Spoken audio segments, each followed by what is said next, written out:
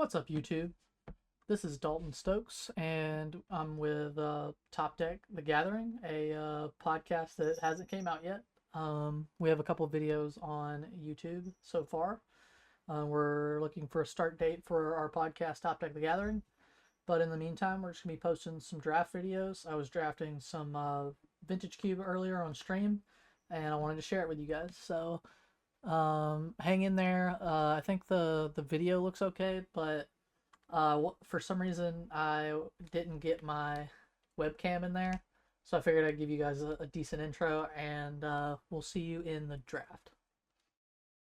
So not the most high powered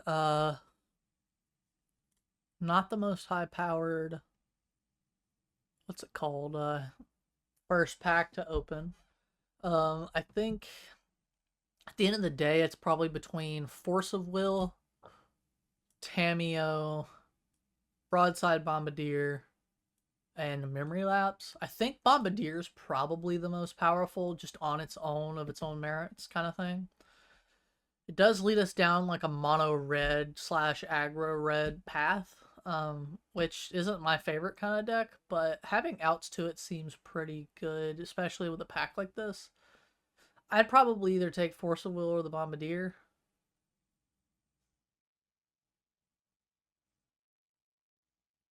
Let's just take the Force of Will. Force of Will is going to end up in way more fun decks.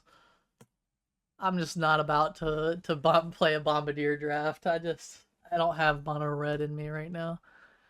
I want to play a fun deck that actually ends up working. Unlike that last deck. I mean, really, even it wasn't the last deck. It was just kind of how we matched up. So here, Malcolm's interesting. Phyrexian Metamorph's interesting. If we took the Bombardier here, we'd probably be taking the Bloodbraid, or... oh, the Flare doesn't even really work. We take the Hymn of Turok. It's a really great card.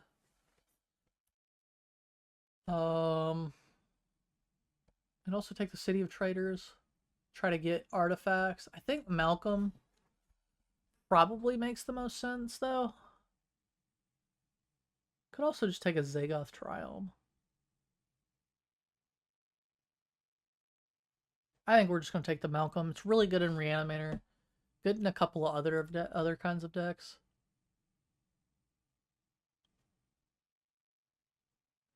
So that's another Goyf. Power is equal to the number of cards among cards in your graveyard and its toughness. Okay, is that +1? Exile any number of cards from your... okay, so you can just escape it.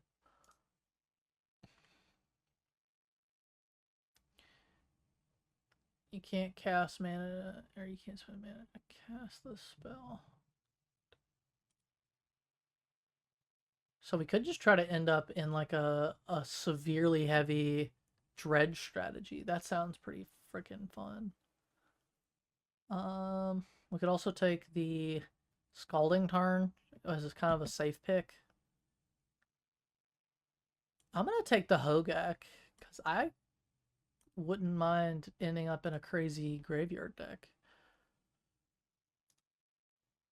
So if we were going to end up in a crazy graveyard deck, Grist would be pretty good. Necromancy, I think, is a little better, because it just gets us fat creatures out of anyone's yard. When this enters the battlefield, each opponent sacrifices a creature with greatest power among creatures they control. You gain life equal to... okay, that's pretty good. Madness for 3 is pretty crazy. And you pay 8 life. Wild. I think it's Necromancy here. And then we're happy to wheel the Grist, the Archfiend, the Lightning Greaves. Pretty much any of those. So now we have pretty good outs to be Reanimator or Dredge. It's kind of like an either way type thing. Life from the Loam is definitely something we want to see if we wanted to go Hogaak. So I think we picked that up and try to just keep drafting in that direction.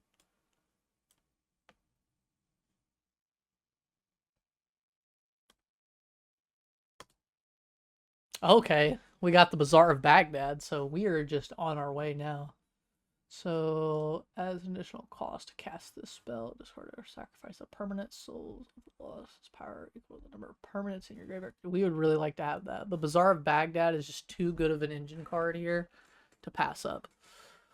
We're not going to get the Souls of the Lost, most likely, unless it's like, I think, the last card in the pack. Because we got 3, 6, 9. Okay, yeah, no, we can still get it. And on the bright side, nobody is really going to be wanting it, so that also increases our chances of wheeling it. So now we've got blue, green, black right now. We don't necessarily have to play the Malcolm or the Force of Will. It's kind of encouraged, though. The Force of Will is going to give us a lot of good play against interactive decks. So I think we just go ahead and take the blue-green land, and we'll be hoping to land somewhere in there.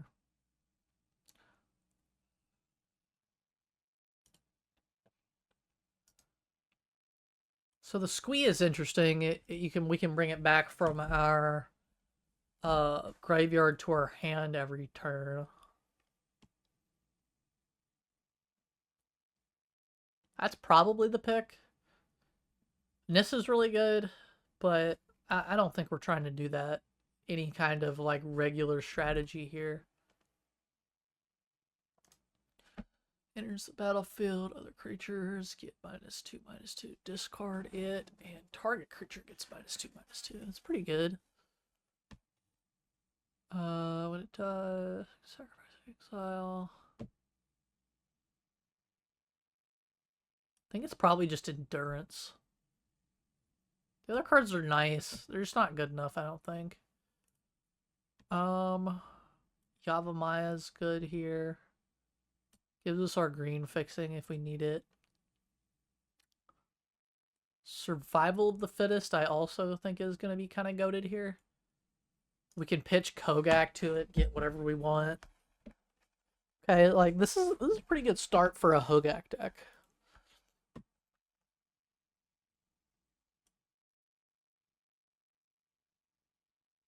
So now the question is, do we want this guy that we can cheat out, or do we want Lightning Greaves? I guess we want the guy that we can cheat out, because it does work well with the Survival of the Fittest. We get to pitch it to do that. We also have a combo with Squee here and Survival of the Fittest, where we just pitch it every turn. Get to search our deck every turn. So that's pretty good. At this point, I think we take the Pentad Prism. We're just going to be probably working with so many colors that we want a way to get there.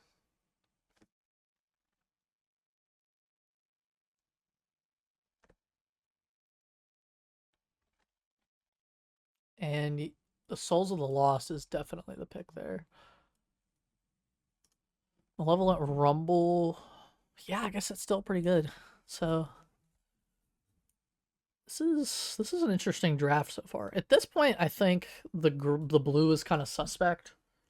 Like we're kind of what's the word? Let's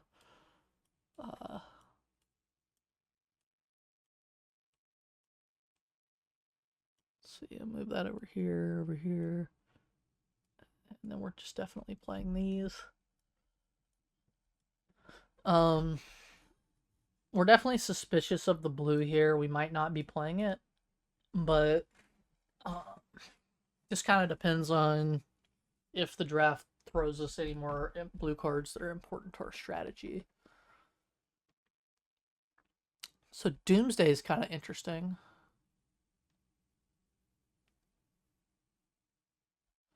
Doomsday can get us the Hogaak in the graveyard kind of indirectly. I don't know how good that is, though. Especially if we don't get the other pieces, like, what's it called? Not Thespian Stage, Thassa's Oracle. Could take the Recurring Nightmare and just kind of have a good sub-theme.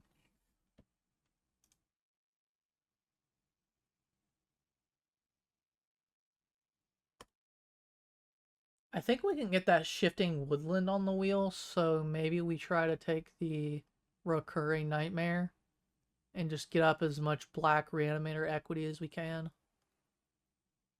While we can. Yeah, no, I like that. 6 is interesting because it gives everything in our graveyard, all our permanents cards, retrace, non-land permanents. That is. What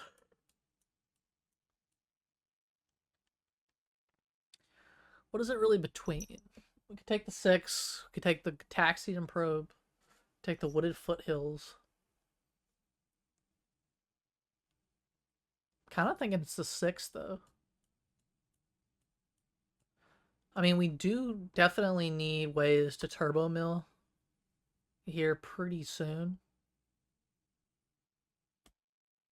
But in the meantime, I think the 6 is a good pick.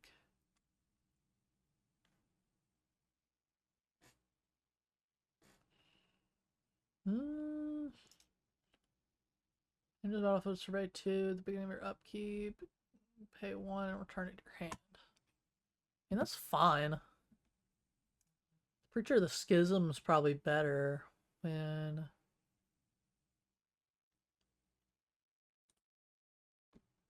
we could also take a Elvish Mystic, Chromatic Star.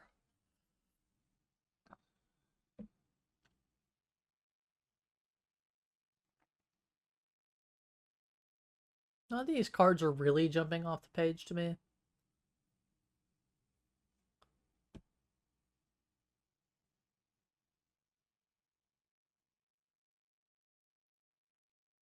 Yeah, I think it's just the Preacher of the Schism. It's just a really powerful card. The other card would help us with our mill, but not really to the extent that we need it to. And I think we can probably get it on the wheel. So this is kind of interesting. We could take Brain Freeze, which mills us a bunch. Sakura Tribe Elder, which gets us a land and goes to the graveyard by itself. Thought Scour mills us. I think we take the Brain Freeze here and hope to wheel one of those other cards. And now we're just pretty in for playing blue at this point.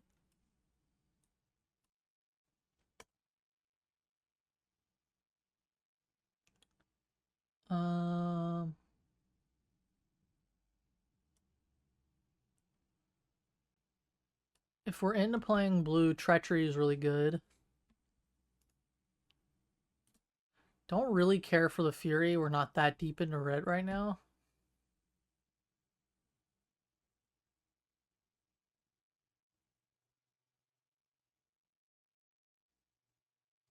Yeah, I mean, this is really the only serviceable card. I mean, we could take the Mishra's Bauble as like a free draw card. But even that's not that great. So I think we just take the Treachery here, try to lean into blue a little more. Not a whole lot more, but just a little bit.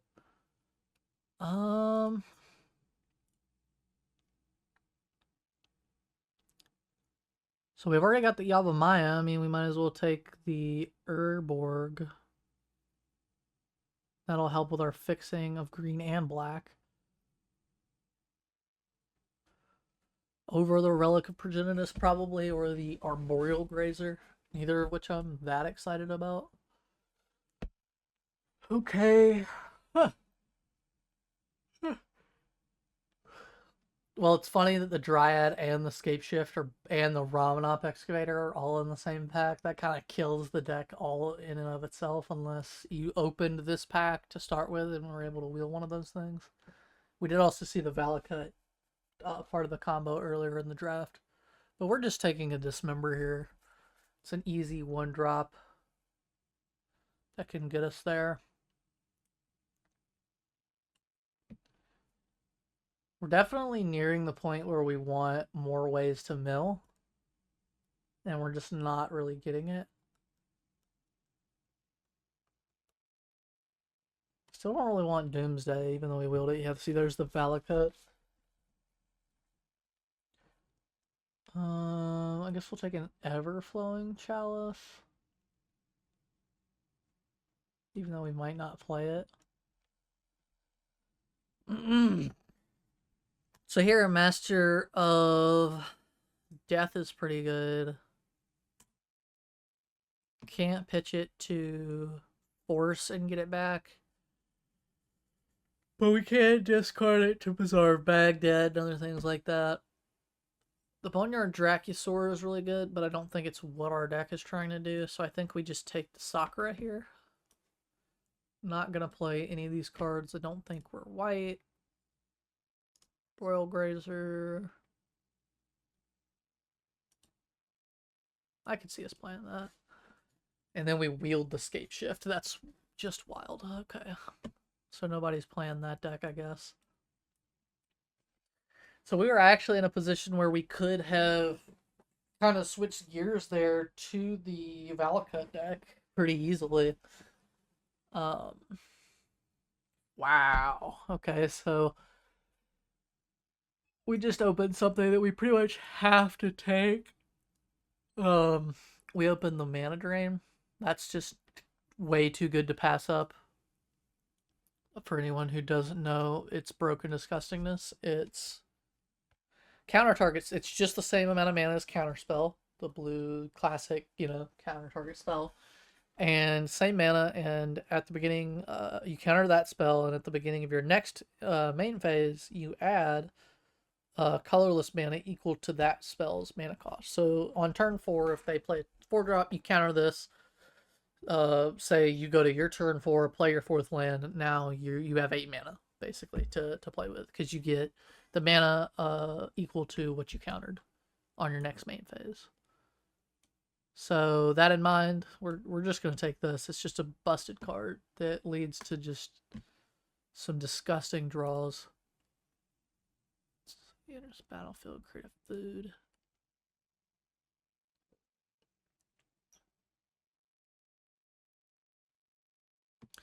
We really also need to focus on our mana base. I think a lot of these good cards will come. We just need to be able to cast them. So I'm going to try to take cards that would allow us to do that. Kind of wishing I have taken that Zagoth Triumph Pack 1. That would be nice right now.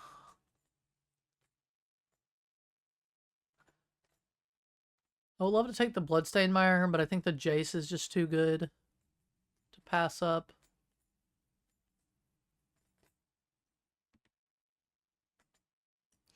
And now we just kind of have to take the D-Toot. Demonic Tutor is just also too good to pass up. I don't really know what this deck's doing. It's not really doing anything. I mean, I guess we have Recurring Nightmare and a bunch of creatures. We didn't really get there on the fatties. I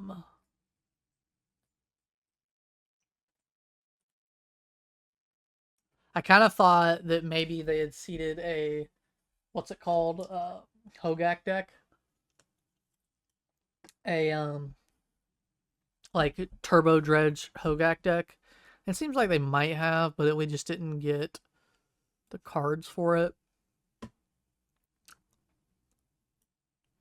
So we're definitely taking the Burgoyf here. If we had have taken the Doomsday, there's the Thassa's Oracle for us. But the Burgoyf isn't bad. It'll help us mill. So we're not doing that bad. I wouldn't mind having like one more big fatty to put in the graveyard and reanimate. But here we are. I think this deck might get there. Let's see. The Dark Depths and Thespian Stage are both in the same pack, but now we just have to take this Troll of Kazakh Doom. It's a little too good for our strategy here. Since it has swamp cycling for 1, we can just cycle it, go grab a swamp for 1 mana. I'm really tempted to try to take the Thespian Stage and wheel the Dark Depths, or the other way around. but I just don't think it's worth it. The Cosmic Doom gives us another fatty to reanimate very easily. Um,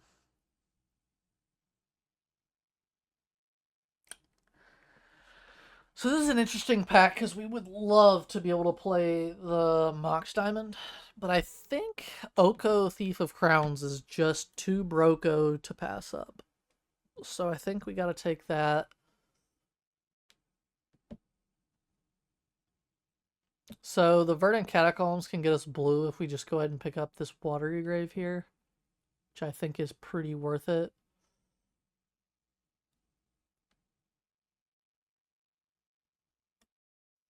In another world where we were going harder on the Bazaar of Baghdad, we would have taken that Root Walla because you discard the Root Walla to it and you get to cast it for 0. Bazaar of Baghdad says is just a land that you can tap it. Doesn't tap for mana, but it taps to draw 2 cards and discard 3 cards. It's kind of one of the classic, like, not do nothing. What's the word I'm looking for? It's like a turbo mill strategy usually, or madness. Like you get to play the madness, get the madness triggers off things. Okay, and the breeding pool also fixes our mana. Lotus Petal's also good, but I think we just take the fixing. Now we can just take like an Eternal Witness. Guess we could take the Natural Order. I just don't think that we're there. Could also take the Sentinel of Nameless City and just have a really good creature. But I think the Eternal Witness goes with our strategy a little bit more. It's a little more synergistic.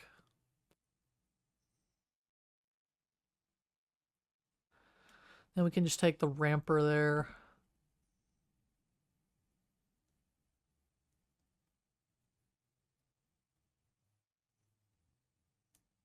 Yeah, and then we'll just take the Stitcher. I mean, we're trying to mill ourselves. And I guess we'll just take the Bristly Bill. So we're going to have a lot of cuts here to make. Yeah, I mean, the Uro's good. Course of Crufix is good. Probably won't make our deck. Man, this is a weird one.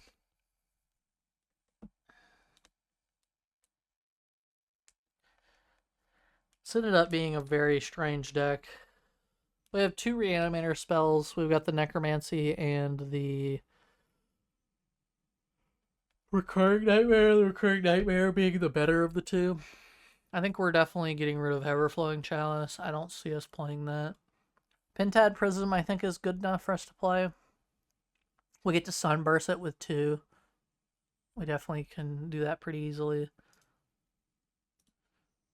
A big question is, do we want the Squee? I mean, we can't cast it. But it is a combo with... Let's see. It's a combo of Survival of the Fittest.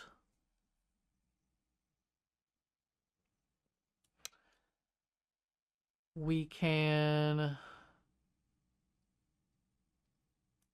discard it to... Well, can we discard it? No. No, I think the Squee is just not good enough. Like, we'd have to get exactly Squee and exactly Survival of the Fittest for Squee to even do anything in our deck. So I think he's out. I think Endurance is probably sideboard. And again, Endurance is just great. Maybe let's hold off on that for a second. Let's sideboard Dismember. Our Boreal Grazer, I think, is out. Unless it doesn't get us any cards in the graveyard, does it? No. We just get to play an extra land. It does get us our Bazaar of Baghdad easier, though.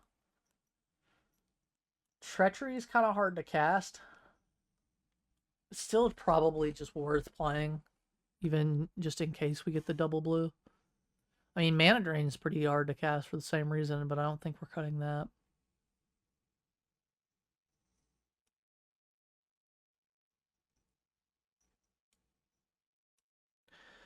6 could be a thing to cut. I just think it interacts with our graveyard too well. I don't think we're cutting any of the 3 fatties at the top of our curve. We've still got a lot of cuts to make too, is the problem. So Malevolent Rumble puts things in our graveyard, so we want to keep that. The Pentad Prism is going to smooth out our mana. I think the Bristly Bill's probably not it. I mean, it's a good card. It's definitely going to be a good card in our deck. Problem is, it's just not synergistic with what we're doing. So maybe we take that out. The Malcolm's probably too good to drop. Plus, like, if we start dropping too many blue cards, we need to just get rid of the Force of Will.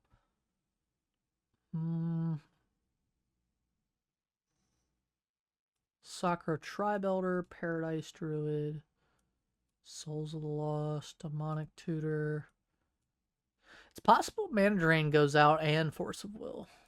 It's possible we just don't. We're kidding ourselves that we can tap for double blue.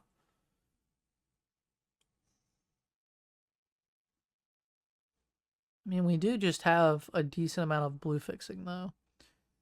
We already have 1, 2, 3, 4 ways to get blue on top of however many islands we add.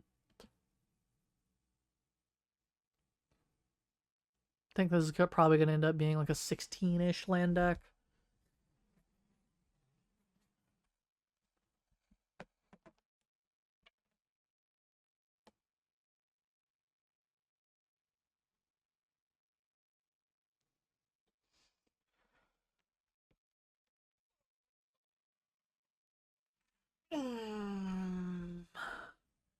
This Archfiend is a really good combo with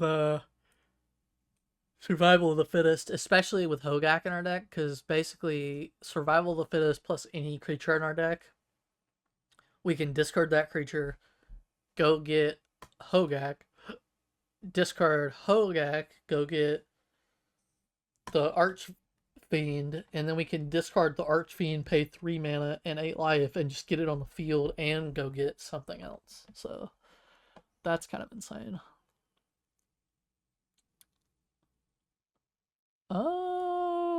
Okay, I mean, let's go ahead and get rid of Endurance. It's a good card, but not that good.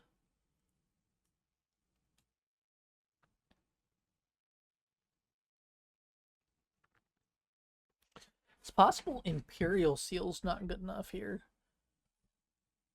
I mean, what are we getting? I guess every time, pretty much Survival of the Fittest.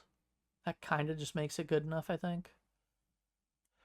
Is Brain Freeze good? That's the real question. So Brain Freeze, we get to mill 3 cards for each card we've cast this turn.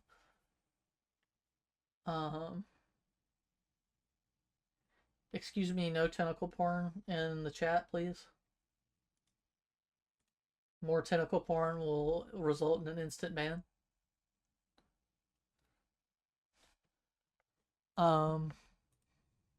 Brain Freeze mills us 3 cards for each card we've cast. It's possible that this deck just wants to keep blue down to a very minor splash.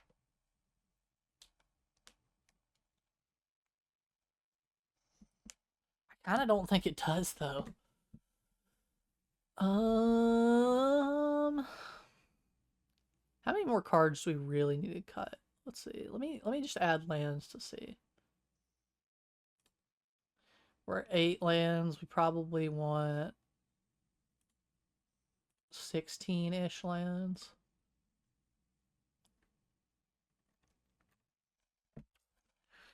Probably 17 including Bazaar of Baghdad. Yeah. So right now we've got 1, 2, 3, 4, 5, 6, 7, 8 ways to make green. That's definitely enough. We have 1, 2, 3, 4, 5, 6, 7.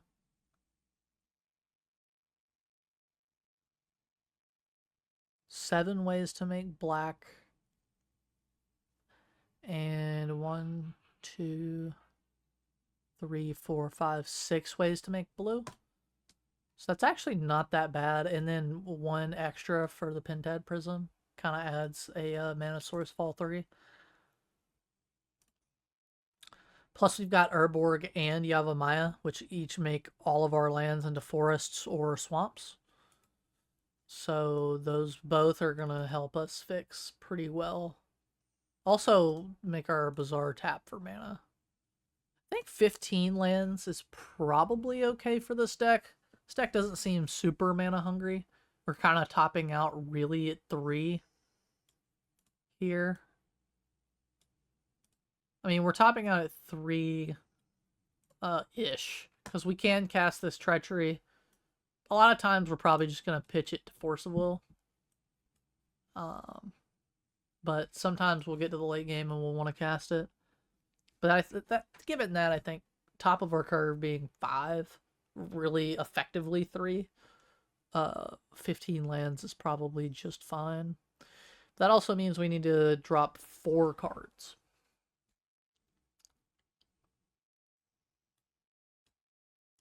So what does Retrace do? What does giving all of our stuff Retrace do? Okay, never mind. This attacks and mills us 3 cards every time. So we actually do want to keep this. Malevolent Rumble puts things in the graveyard, so that's too good. It still just might be the mana drain. It's probably the Brain Freeze. I don't imagine us being able to cast a bunch of spells in one turn and a Brain Freeze. It's probably dreaming a little bit.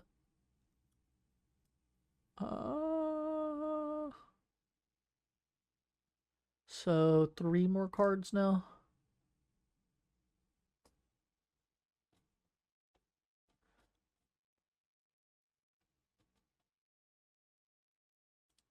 Pretty sure the Schism is really good just by itself, but I don't know if it's really that synergistic with what we're doing. So maybe we cut it.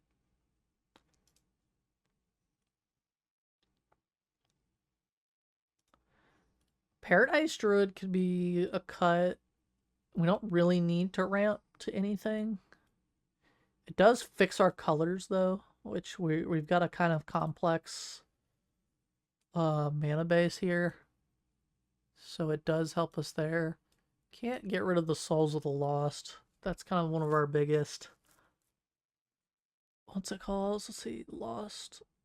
Soul of the Lost power is equal to the number of permanent cards in your graveyard, and its toughness is equal to that plus 1.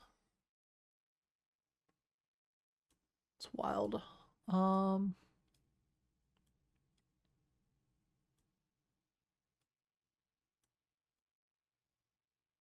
And we're really at the point where everything is very solid. So making 2 cuts is tough.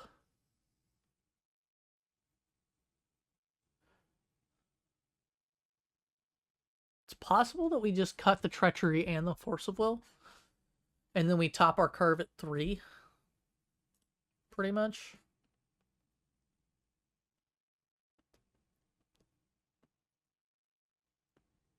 I don't know, though.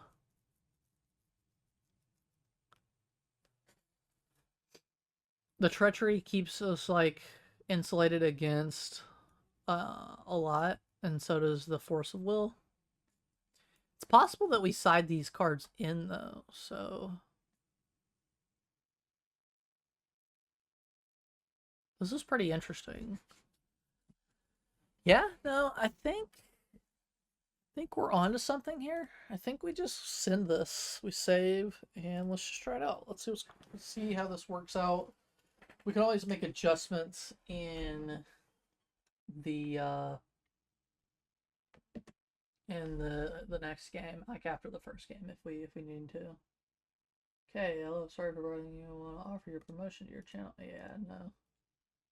Get that out of here, buddy.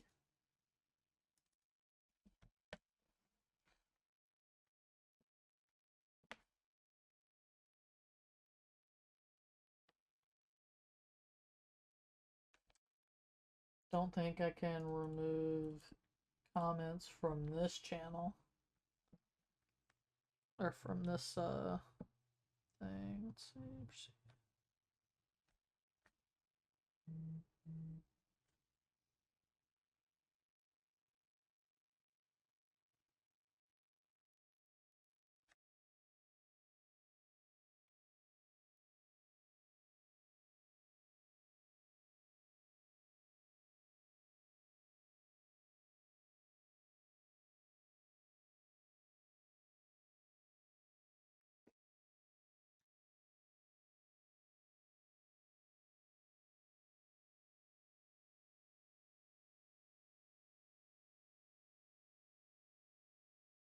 Yeah, so no promotions in chat, guys. Get that shit out of here.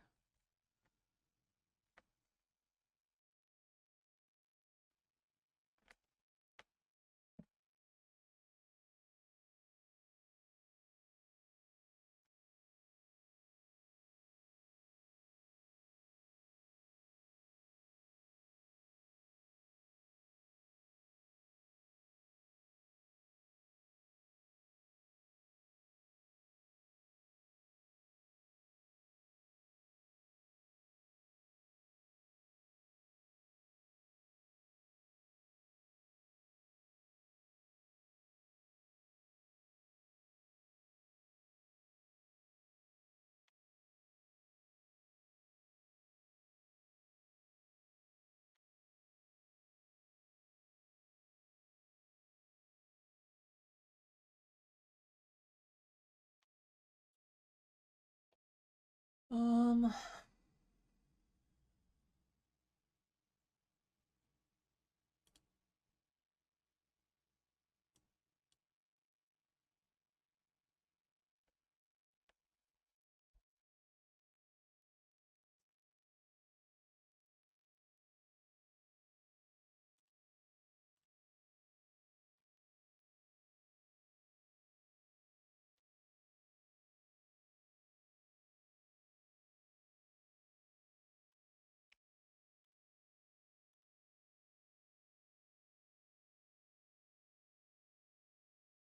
yeah, I mean, this is a keeper.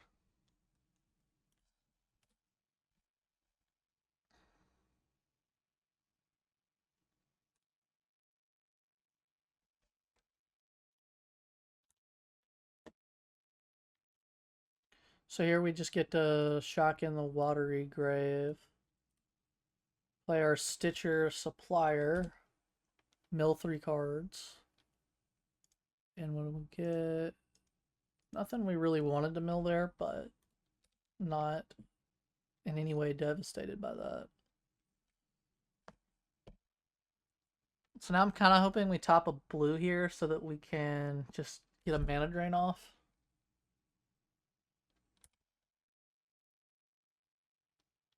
Okay, that's not bad either.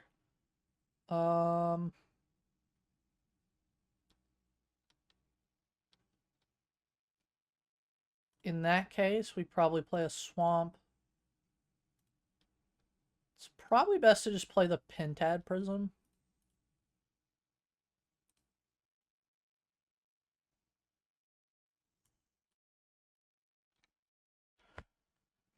And then we can honestly just pass with the mana drain up here now. I think that's what we're gonna do.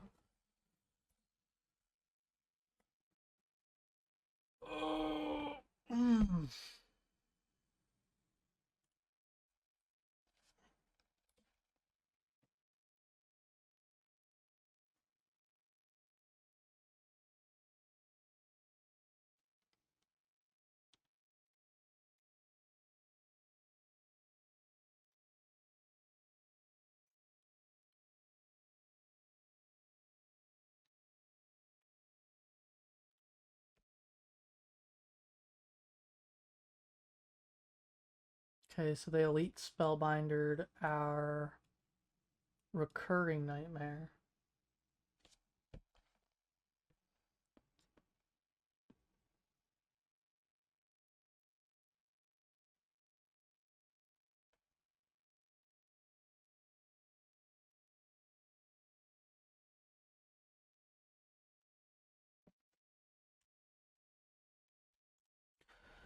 So they're just swinging at us. Guess I probably should have just mana drained that Elite Spellbinder, but I wasn't really paying attention, to be honest. Don't think it's gonna matter a whole lot, though.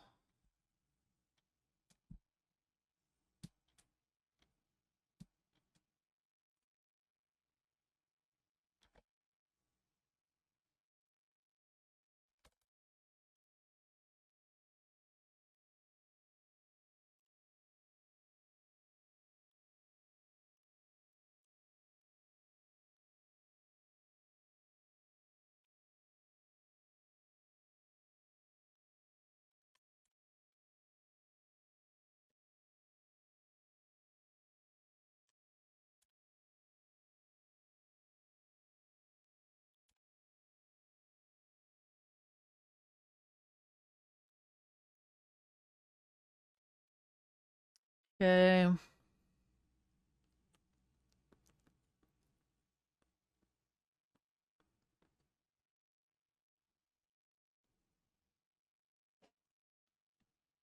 So now I think we just go ahead and Imperial Seal. Put Survival of the Fittest on top.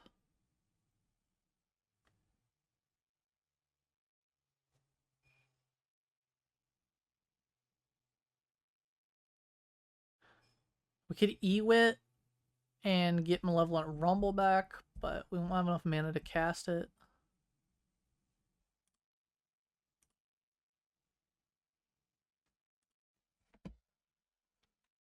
Yeah, no, I think we just pass. Yeah, we're pretty regretful that we didn't mana drain there.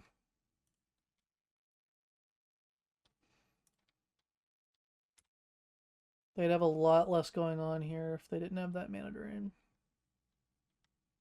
Though they might play something just way more broken this turn, so. And they've got a Soul Ring to do it, so. Okay.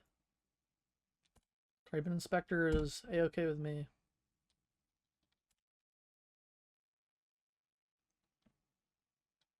Old Thraby baby.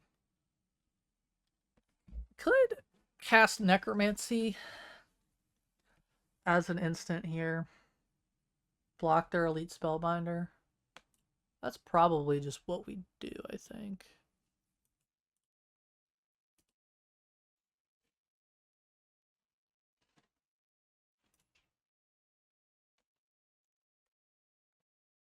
And then we get the Malcolm.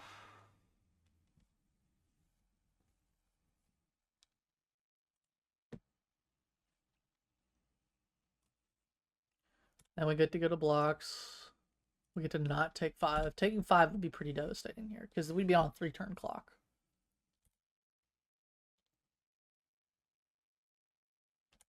Okay. They get to do that. That's fine. Hopefully now they don't have a 4-drop. That would be pretty devastating. Okay, they didn't. That is nice. That is certainly nice. Okay, so now what do we do? Now we...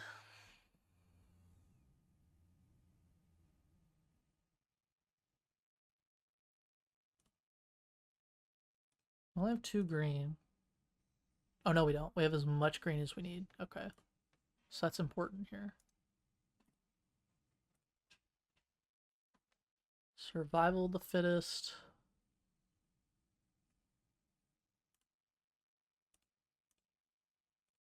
Pitch Ewit.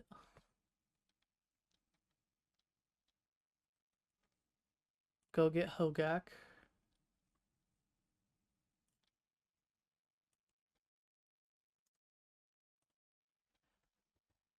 Then we're just gonna pass turn.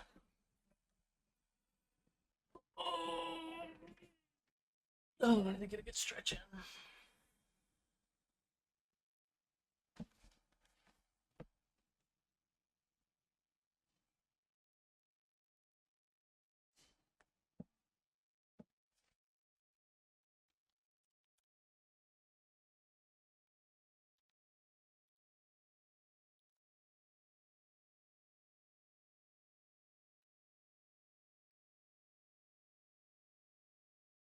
What did they do? Oh, they just cracked their clue. Okay, that's fine.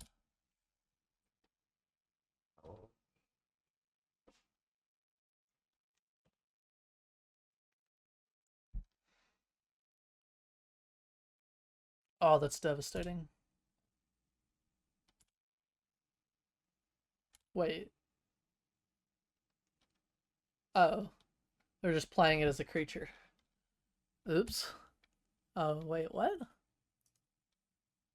Oh, I see what happened. Okay. They just had the mana floating. So yeah, now we're pretty much dead. Again, if we had a counter, if we had a mana drain, if we were paying more attention there, I think we would have been fine. But oh wait. Oh, okay. Thought it was giving us the chance to block there.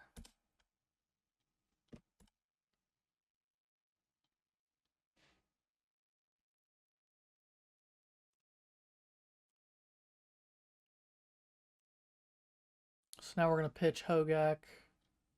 Grab a Souls of the Lost, I guess.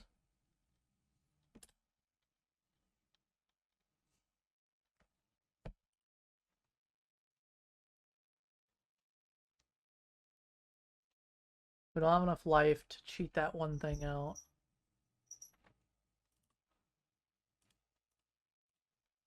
And Hogaak doesn't have reach, so yeah, we're just gonna concede here.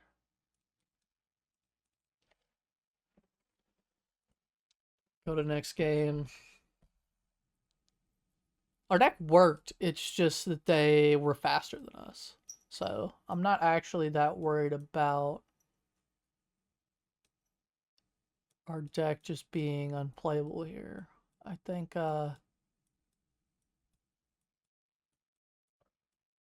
bringing in a Dismember will help because we can basically for free kill a creature. I mean, at the cost of 4 life, but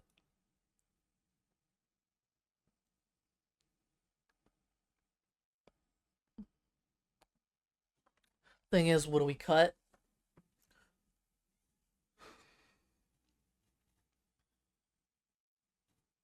Maybe we don't cut. Maybe we don't bring in. I mean, Dismember is kind of a wash against them because we're taking 4 life to kill a creature. Okay, this is a good start.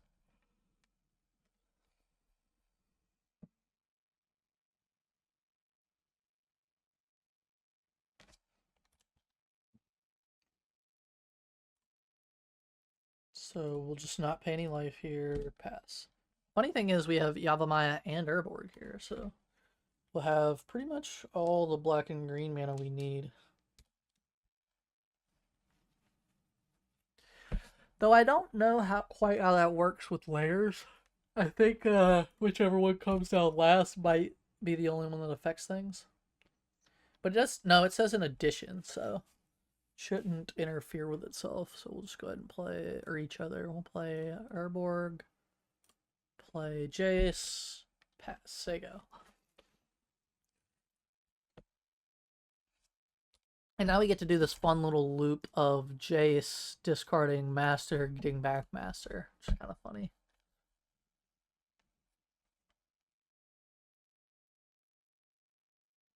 Nearly identical turn 1 and 2 to last game. Pentad, Prism.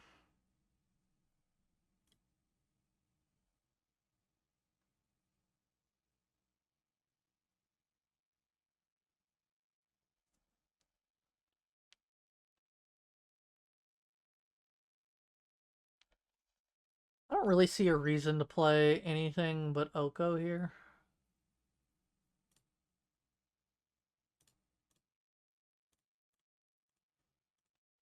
Just go ahead and get him down, getting him generating value. We'll make a food. If they end up attacking the Oko, we gain life from the damage they would have done to our face. And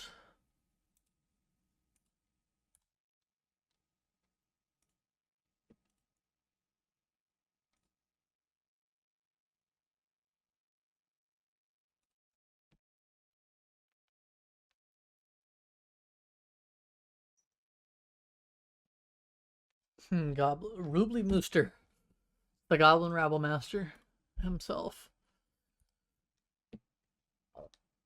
He's been A1 since day one too. So they're just gonna. Oh, okay.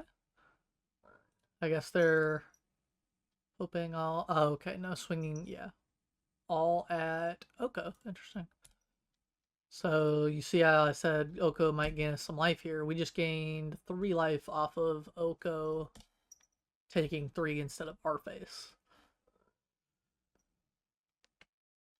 Okay, so now we're definitely not getting rid of the Master Death. We're just going to pitch the life from the loam.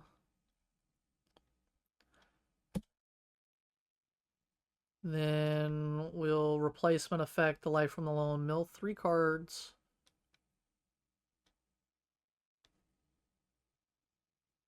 Play a land. Green. Black. Pentad Prism.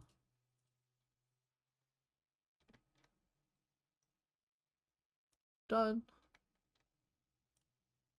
We're going to go ahead and elk this food token.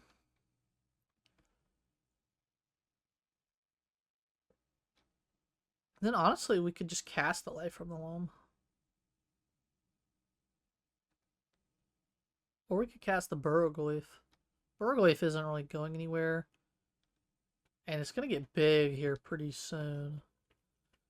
We only have one type in our graveyard, so if we loam here,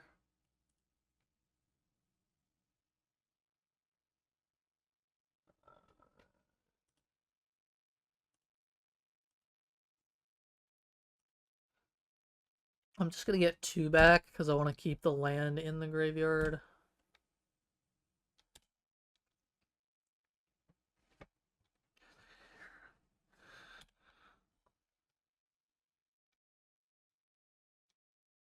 This is why Oko is just so broken. Like, they did 4 damage to Oko, or 3 damage to Oko last turn. He's back at 4 loyalty, and he's already made a 3/3. So yeah, we're fine with that. He voted the food token, so we will vote the food token as well.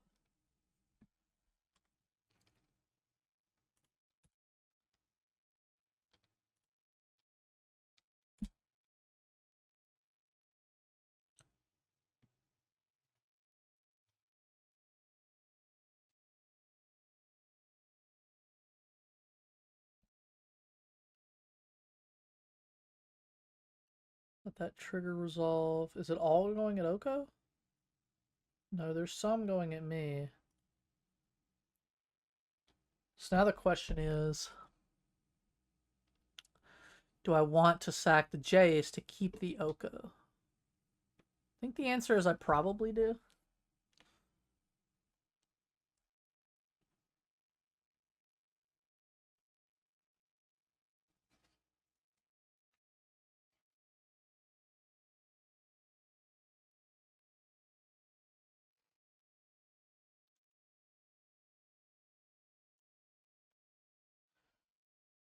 Oh, that is brutal. I did not mean to do that.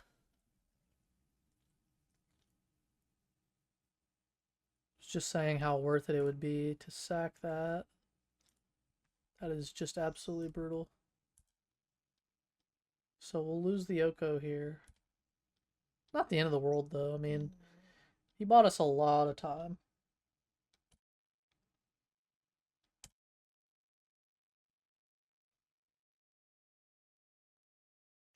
We will go ahead and loam replacement effect here. Trying to think if we could discard loam. Probs not, I guess. Let's go ahead and crack the catacomb. Grab a mortuary. We'll get the survey. We'll put that in the graveyard. We'll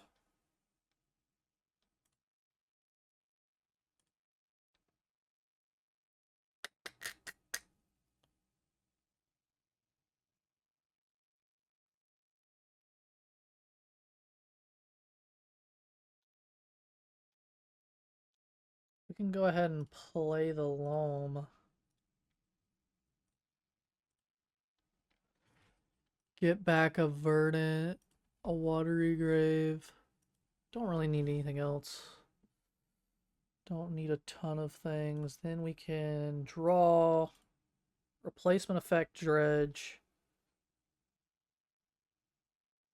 discard the loam, flip the Jace.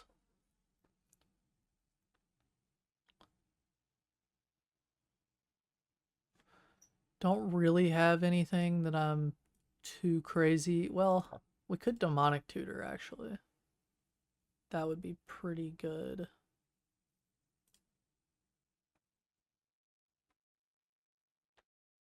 I think we can go ahead and Hogaak though.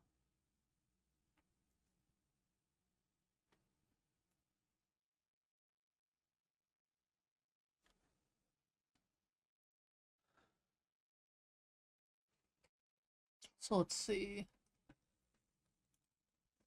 I don't know if Hogaak is the right move. Hang on. Let's cancel.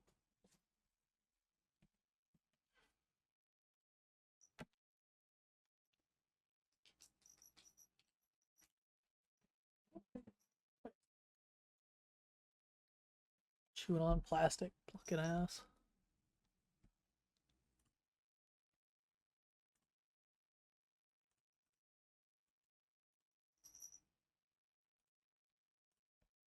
Let's go ahead and play the Burrogoyf. Gonna be really good. I think this turn we just make the Rabble Master -2, -0. And then we can just go ahead and Hogaak. Hogaak is 7, so we'll get 1, 2, 3, 4. Wait, that's a Souls of the Lost? Do we have a way to get that back right now? No. So we're just gonna mill it, or exile it. We need 3 more mana.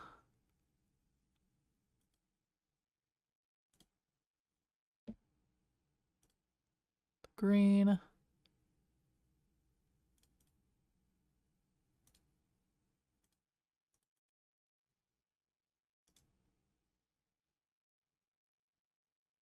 Oh, you can't spend mana to do that. Okay. And we can't unpin Tad Prism, it would seem. So we've got...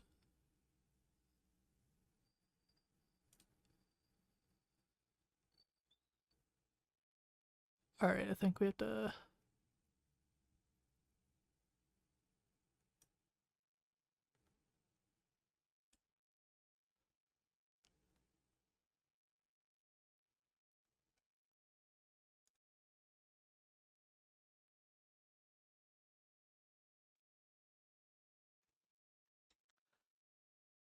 Oh, okay, so we can't fully delve the Hogaak from our graveyard.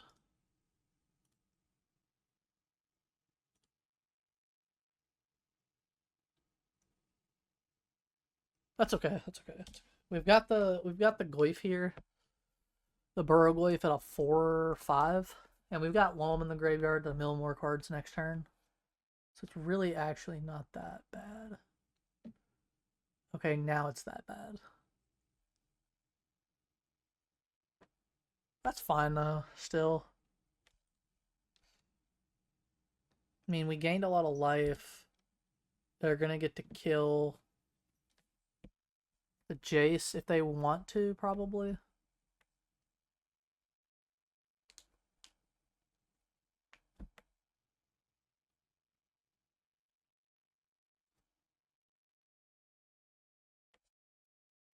Doesn't look like they're... Oh yeah, they are killing the Jace for sure. And dealing some to me. Blade Splicer's gross. Alright. We're gonna Loam replacement effect here.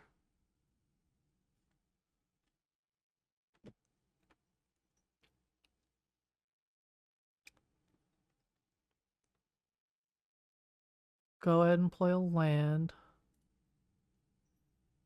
Blue, black, black, Master Death. Okay. Graveyard, top of library. And then question is,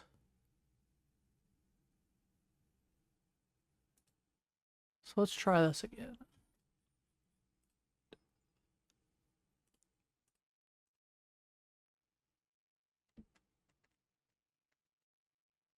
Okay, yeah, so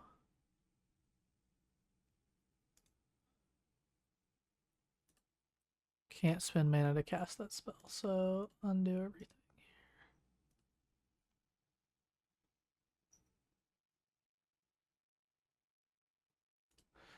But we can just go ahead, cast Loam, get the Bazaar back, and that's it.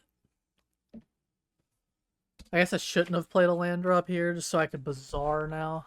Yeah, that would have been the move.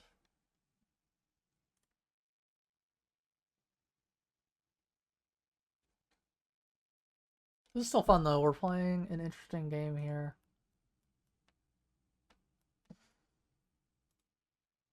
Okay, that's game. We're just gonna concede to that, and now we've kind of learned how to do this. Okay, so that was a little bit of a trial run because I haven't played really a Hogaak deck in a long time. Dude was banned, almost not insta banned in Modern, but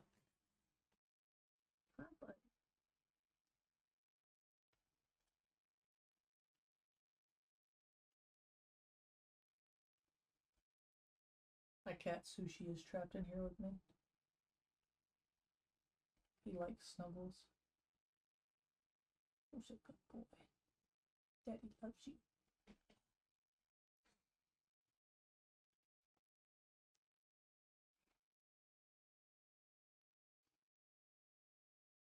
No.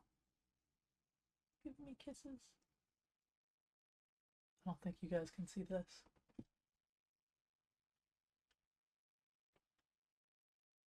He grabbed my hand and he's giving it kisses. Alright.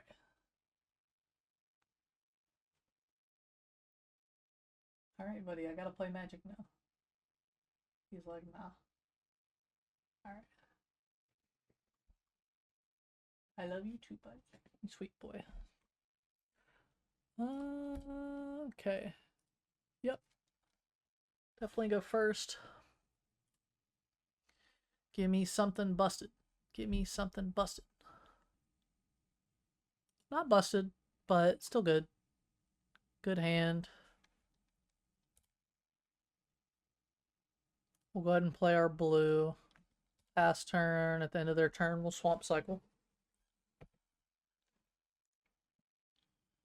Yield until next end step.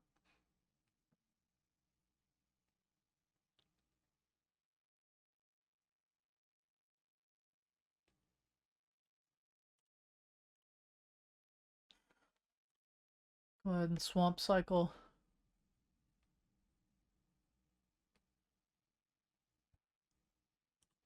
Go ahead and get that second blue in case we top deck a mana drain. And go ahead and pay 2 for it. And if they have the counter spell here, we're just kind of all for it because then we'll probably get to resolve our Oko next turn.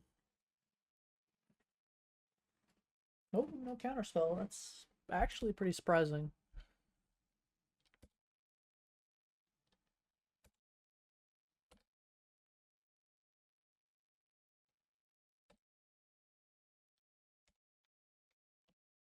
Don't have anything to do here.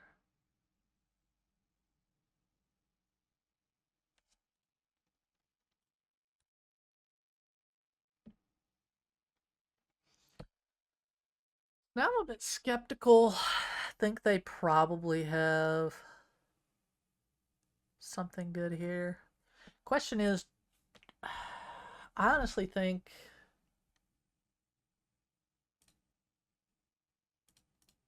we want to just Paradise Druid.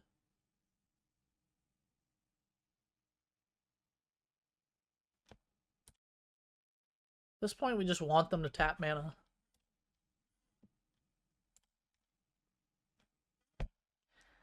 I'd really hate for any of these spells in my hand to get countered. And I think just waiting a second is going to get us there, potentially. Nope, they're just passing the turn. Into infinity. So we'll just pitch the master here.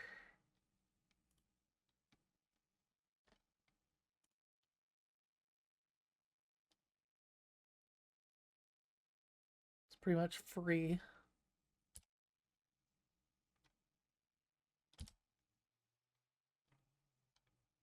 Then we'll Verdant, crack the Verdant. Don't really want to draw any more lands. Get the Survey. Survey that to the graveyard. Go to combat. Swing 2 at them. Haha, got you on a 10-turn clock.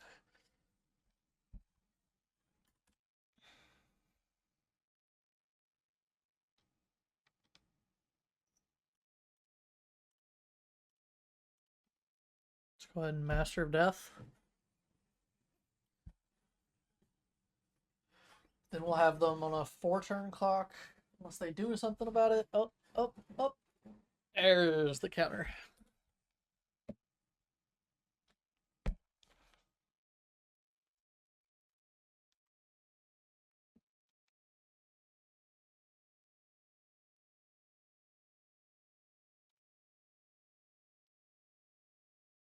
Now I want them to tap out.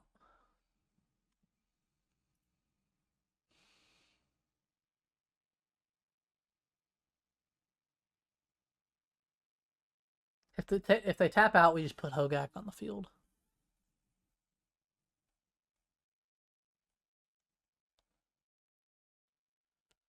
Toxic Deluge.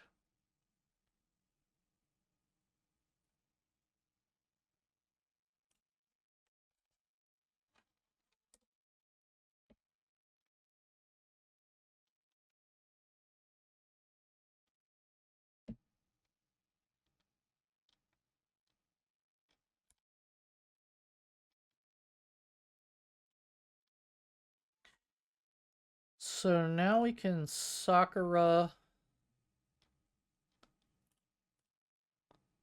plus Master of Death.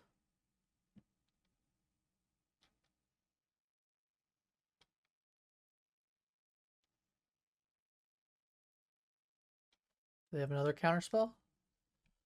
We're going to say, okay. I'm going to survey both of these to the graveyard. And then we're going to cast Hogaak. See, that's going to be pay a green. That's going to be pay a black. And then we're going to deal 1, 2.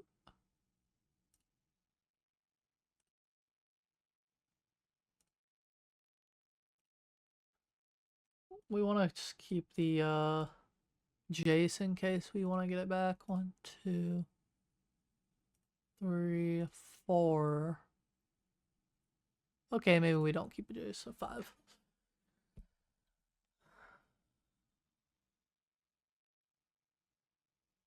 Nice, so they memory lapsed it. It's pretty good. Pretty good. They were really saving their good counterspell there. Which, I mean, you know, why wouldn't you? But still kind of annoying.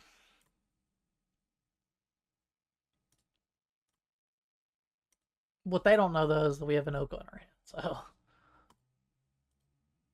they play literally anything good, I'm just going to Oko Elk it.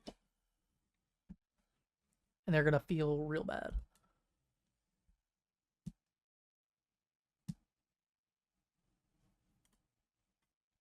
Thieving Skydiver's fine. Necroboy's fine. Don't really care about any of this.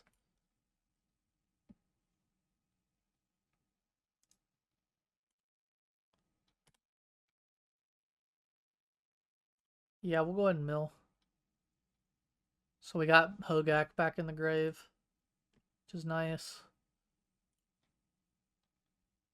Ooh, that was Okay, no, that wasn't that bad. Um,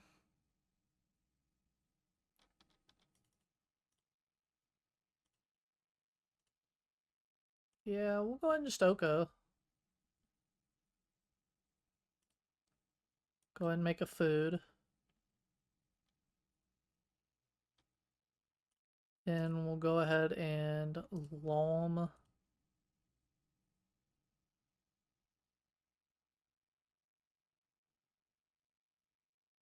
With no targets.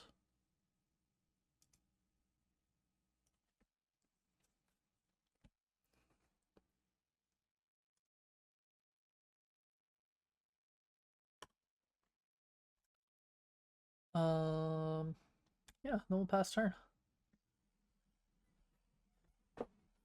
And now I feel like they've probably exhausted a lot of their interaction. Probably not going to have anything for Oko here.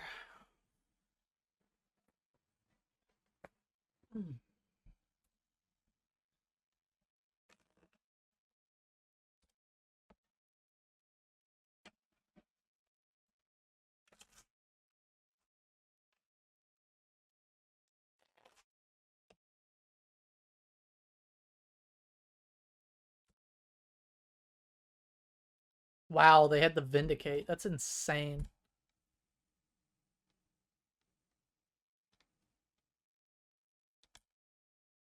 I mean,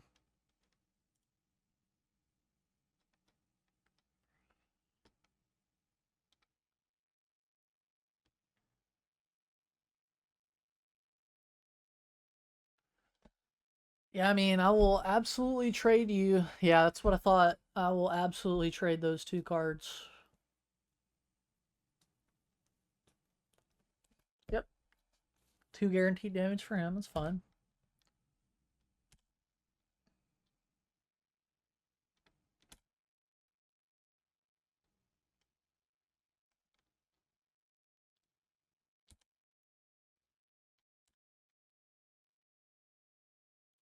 Yep. We'll loam. Get some more stuff to our graveyard.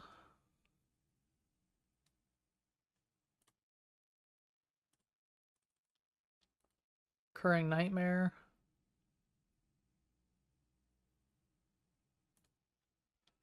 Crack the Recurring Nightmare. Get Hogaak. Actually, should we get the Kazakh Doom? Surely not, right? Let's see.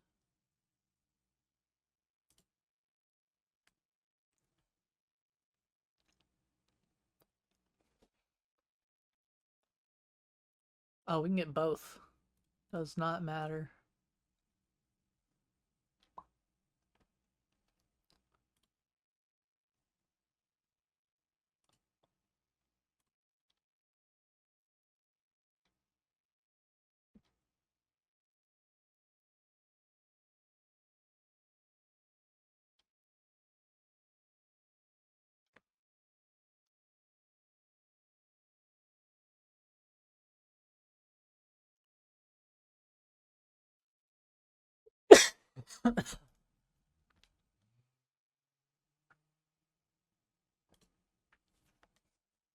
Yeah, they have to sack a creature. Yeah, that's pretty rough, buddy. Alright. Well, now we've got 16 power worth of stuff coming at him next turn. So I don't know what he plans to do about that.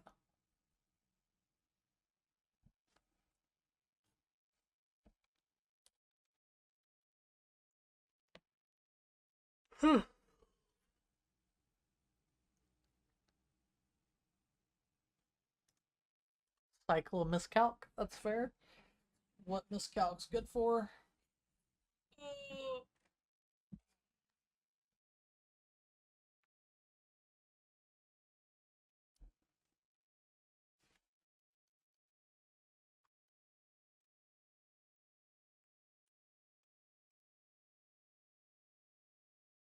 Okay, get the recurring nightmare moment. I don't care.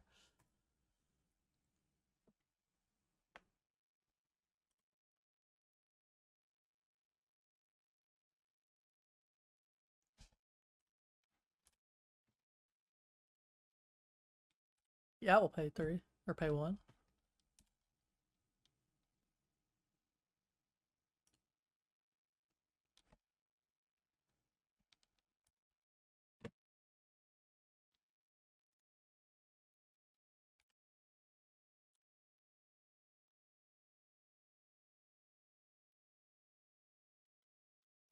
Sure.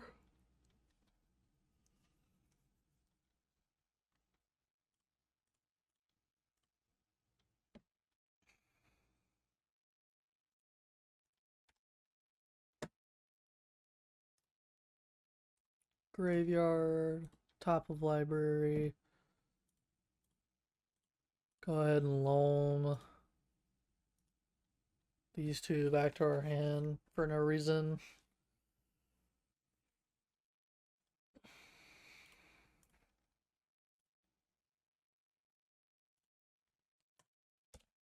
Yeah, this is over.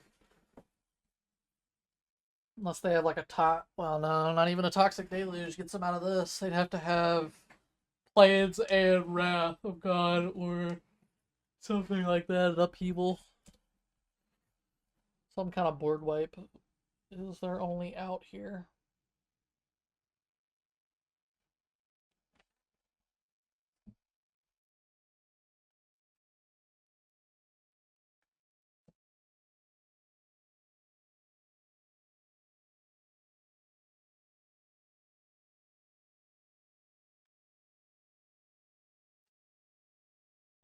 It's Hogaak spelled.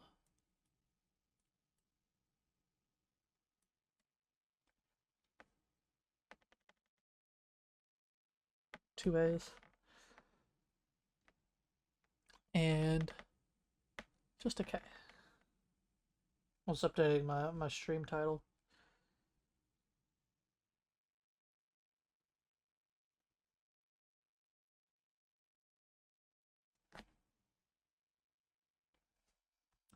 Alright, let's begin sideboarding.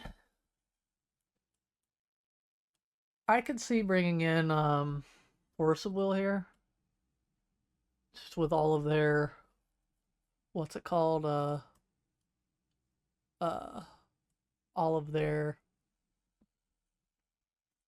interaction, all their counter spells. It kind of just gets us off the ground a little bit quicker. I'll probably just take out the Paradise Druid. It's just probably not good enough. Don't really need the ramp. Don't really need the fixing. Haven't been like so hard pressed for fixing. Then again, it is a creature. We could take out the Pentad Prism instead. That's probably the move here. Just because they're kind of control-y, so having as many creatures here as possible I think is pretty good. And then Dismember is kind of interesting as well. They obviously are going to have some threats in their deck. I think we hold off on that till game 3 if they beat us. And that'll show us like a chink in our armor if we have one. But I'll be right back to finish this game.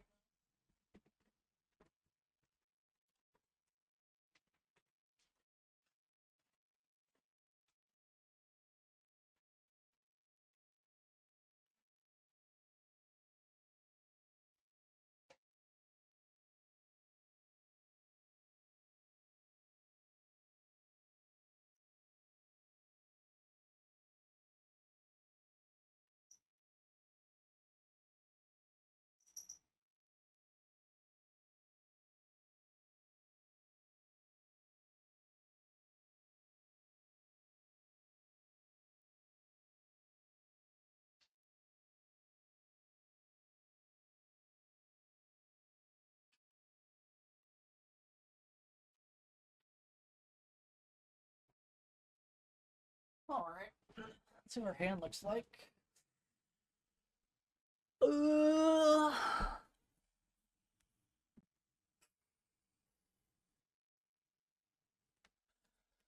We get a draw here. We get a survey.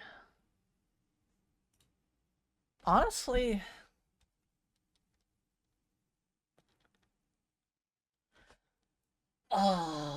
yeah, no, I think this is a keep. I think this is a keep. I think we gotta do it for the value.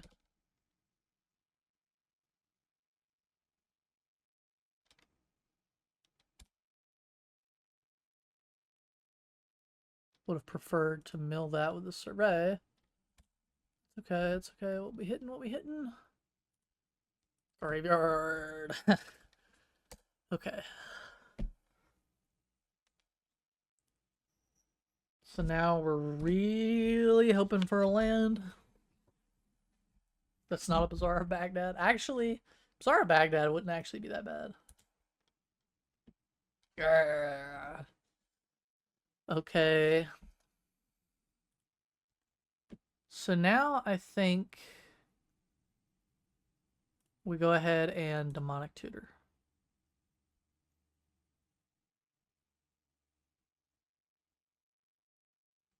They're going to move to counter that. We are going to Force of Will, Targeting Remand. Question is, do we want to exile the Master of Death or the Jace? Probably the Master of Death. It's just not going to do as much for us in the long run. The Jace is going to fill our graveyard over time. So now we Demonic Tutor for Survival of the Fittest and pass turn.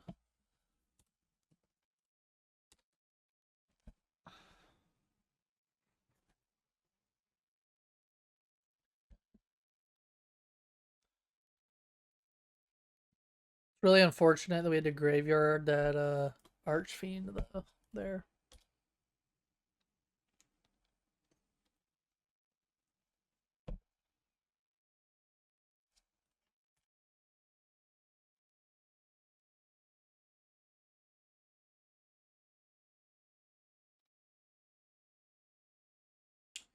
So now they're posturing like they have something here. Kind of don't want to play the Survival of the Fittest into a counterspell because I think then we're kind of just losing this game.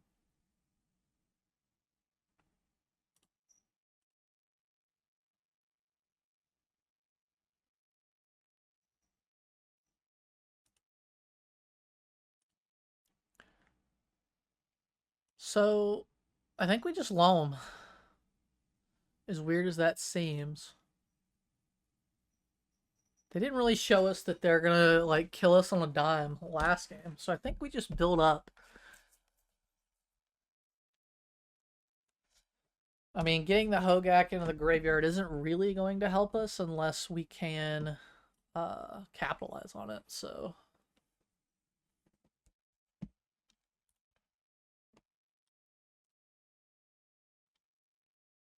And we got the Hogaak anyway, so that's fascinating. So now we're just going to go ahead and loam for this one singular land. We're going to play it, and then we're going to pass turn. We're just going to keep doing this. I mean, they've got to blink at some point. They have to tap for their mana. They have to play something, or we're just going to win eventually.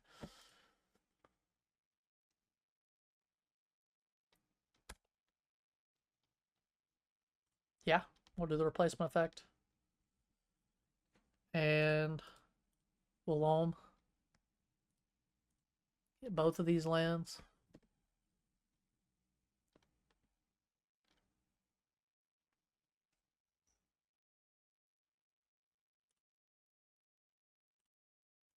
Let's go to Imperial Seal. Because now we can just Necromancy, get Necromancy if we want.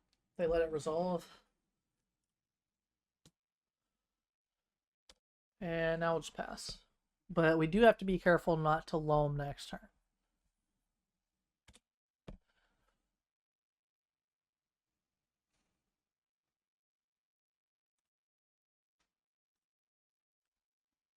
Okay, they can Thoughtseize us. Doesn't really do anything to anything, really. Doesn't hurt us in any way, really. They took the Eternal Witness. That's fascinating.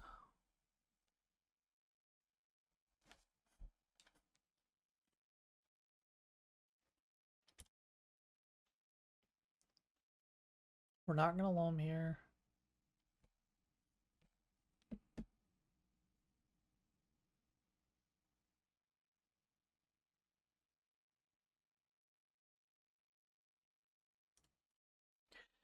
We will go ahead and play the survival of the fittest. At this point, it's more of a counter bait than anything.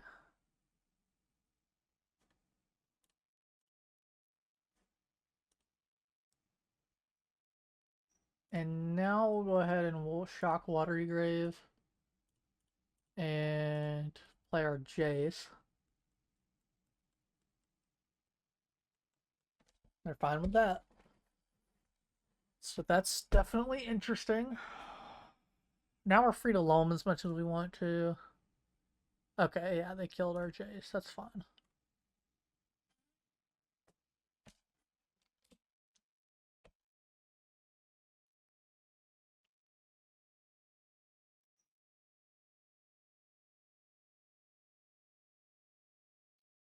They just put Luris in their hand. So now they're just shields down. We definitely go ahead and loam.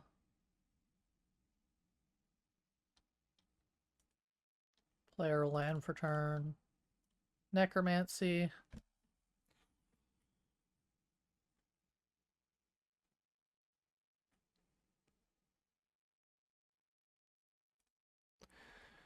We probably...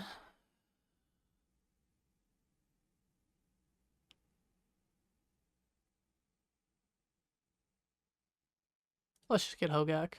There's not really much reason to not get Hogaak. They could exile him. That's kind of my biggest fear. But getting Hogaak here just kind of blanks a lot of their removal spells, because then we can just play Hogaak again later.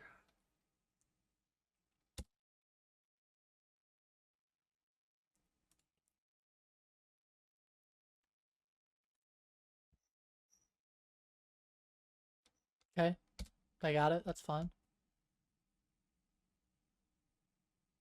Now they've got to do something. Doesn't look like they can, though.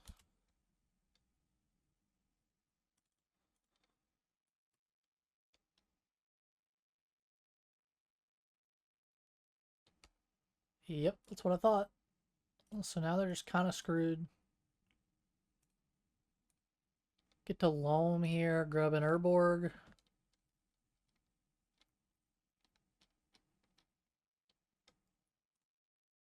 Play an Urborg, pass the turn.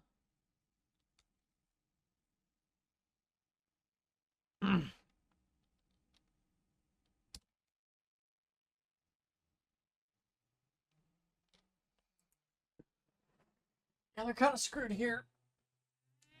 Oh.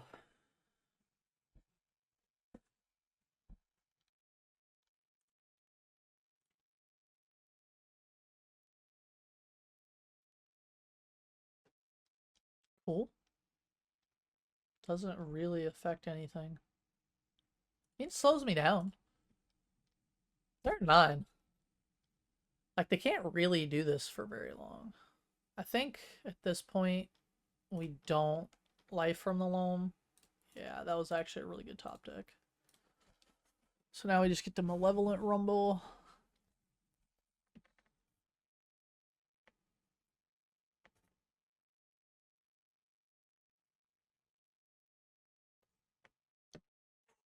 That's wild. Okay, so we're going to get Oko.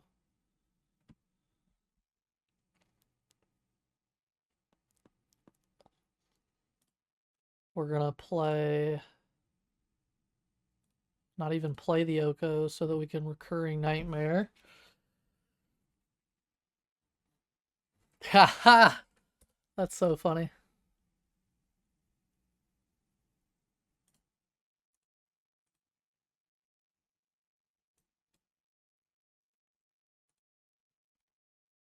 Yeah, so we'd rather get the Recurring Nightmare there.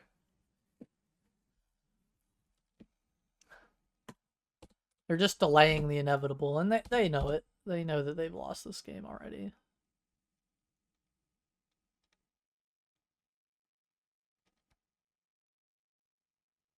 Okay, they've got a Netherglyph. Nice. We just got too much inevitability for them here. No, I still think we don't loam here so that we can get creatures off the top, which we did. We only have one blue. We do.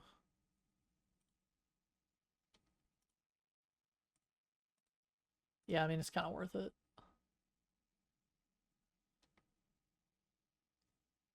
Do they have the counter spell?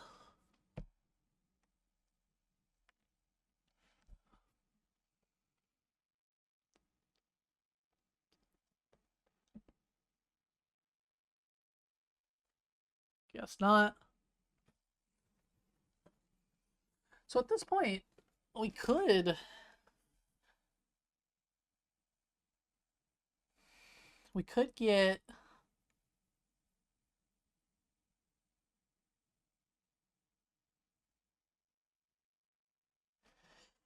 get the Ewit, and we have enough mana to where we can get the Ewit, play the, yeah, that's what we do. So this is really fun here. So what we get to do to grab the Ewit, sack the Malcolm, put the Recurring Nightmare back in our hand. With that, we get to grab this.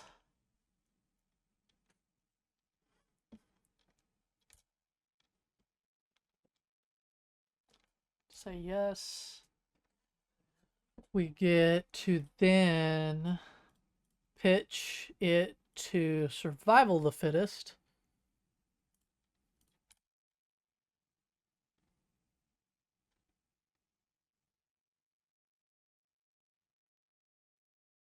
And pay its madness cost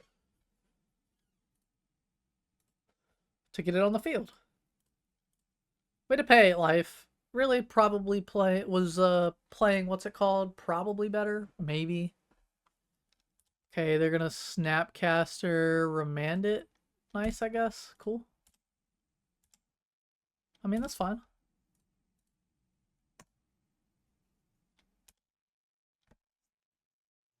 So I guess just getting Hogaak there would have been better, but we also just couldn't have known that they had a what's it called. Plus, we get a creature to our hand here, so that's pretty dumb as well. We just get to grab a Souls of the Lost, which we'll get to just cast next turn as an 11/12. Yeah, so they have to be able to pile on some real damage here to win.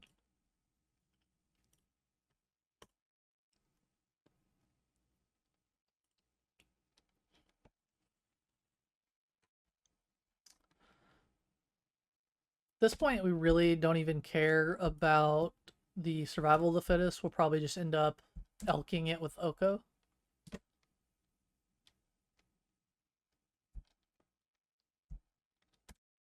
Okay.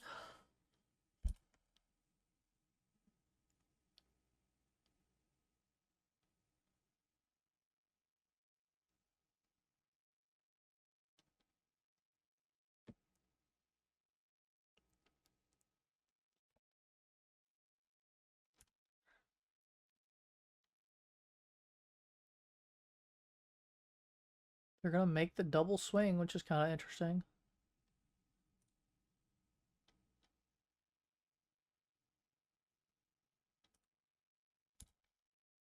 I think we just take it.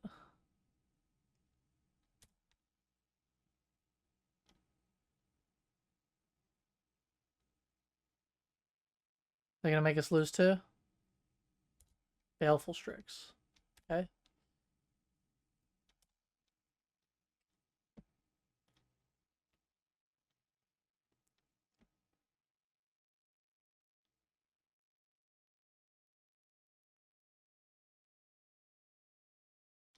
Plus Luris. So they're just trying to pile on as many creatures as they can get here.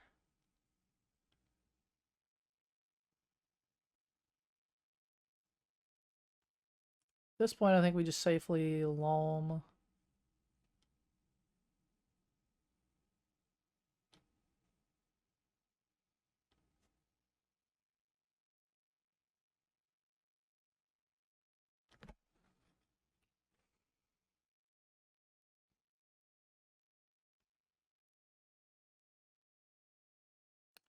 Yeah, so not gonna lie, paying that 8 life was probably pretty stupid.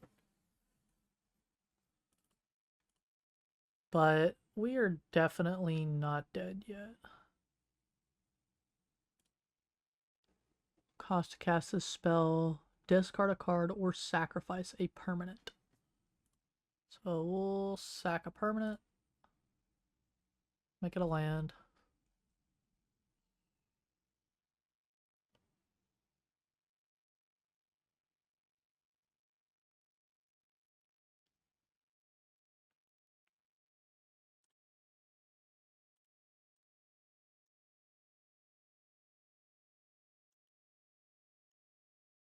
We'll Recurring Nightmare. Crack Recurring Nightmare. Get Hogaak. Now we've got two stupid big creatures on the board. Oh, but they have 5. Or 4 creatures. Yeah, let's hope they don't realize that. Okay, it didn't matter. Okay, that's fine. I definitely think we have them in the next game. I don't even think it's close, so it's fine. We do have 6 minutes though, so we do have to play fast.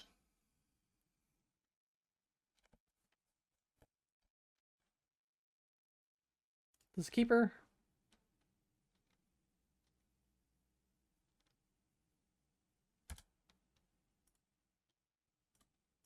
Play the Stitcher, mill 3.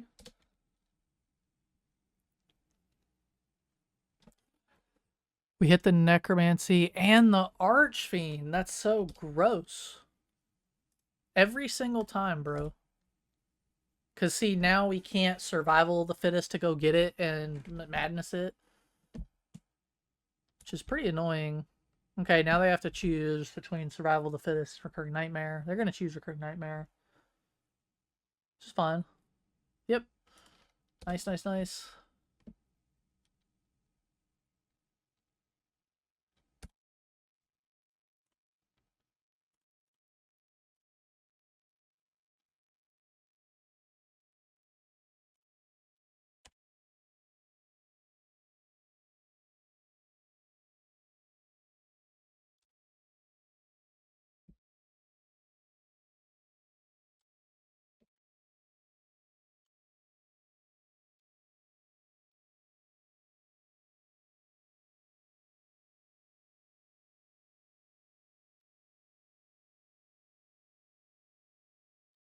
Smuggler's Copter is the farthest thing from something we care about. So now we just play 6.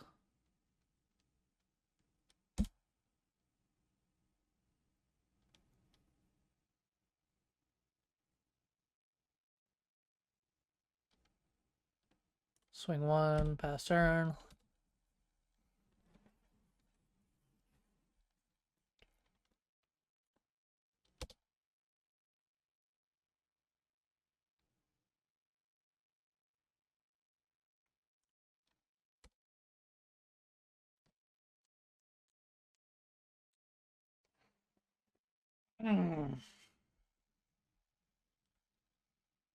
Top deck land, top deck land, top deck land, top deck land. Top of land, top of land, top of land, top of land, top of land, top of land. Okay, now it doesn't matter.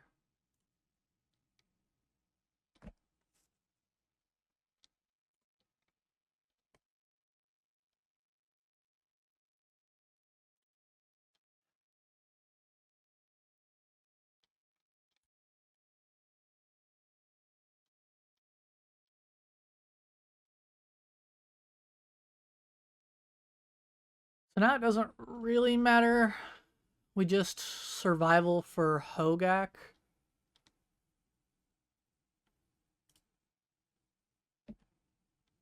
Then, oh shoot. It's not what I meant to do.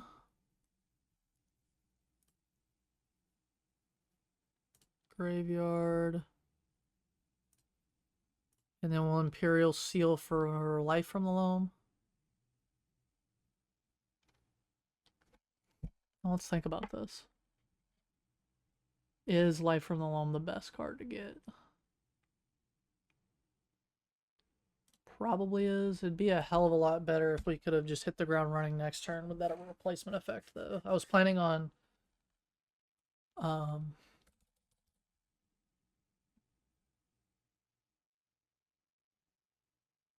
guess that was also stupid because I could have blocked the Necrogoyf there. Trying to get them into one hit Hogaak territory, though.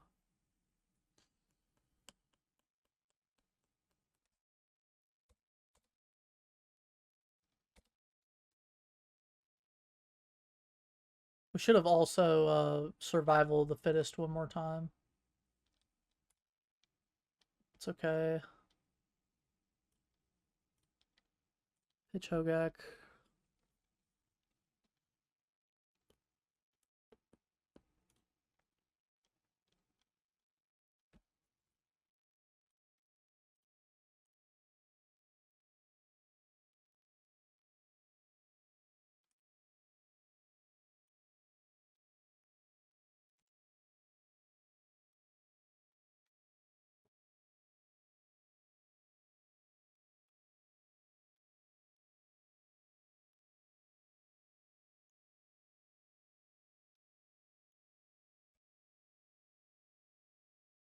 Two, three, four, five.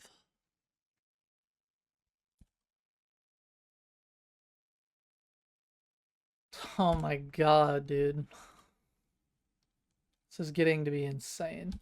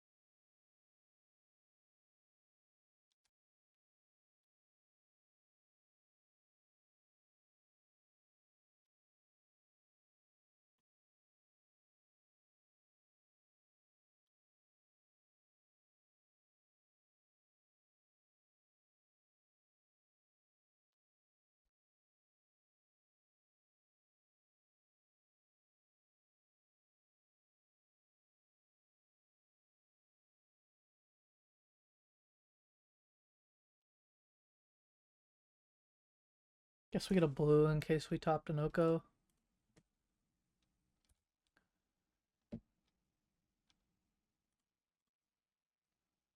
So now we're still just pitching.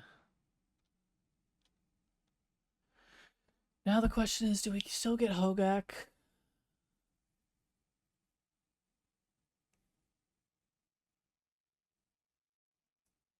this point, I think we just get the Burrogoyf. Play the Burrogoyf.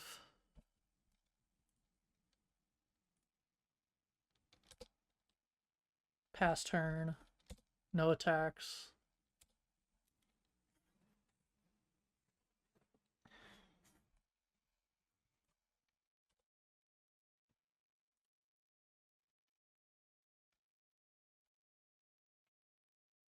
They don't have a removal spell here. They kind of just lose. Looks like they have a removal spell.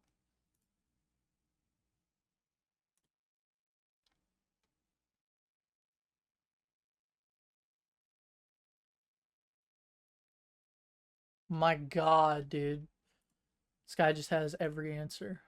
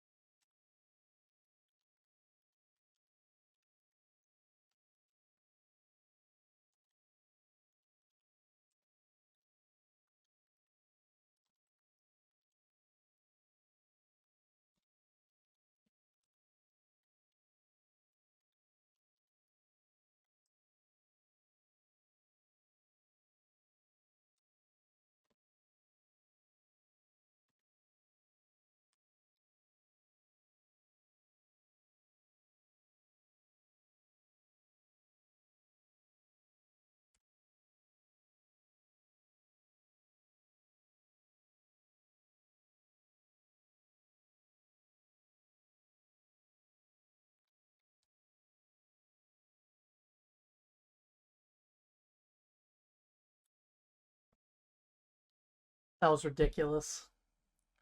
That was so ridiculous. I mean, that was our game. They literally just stole it.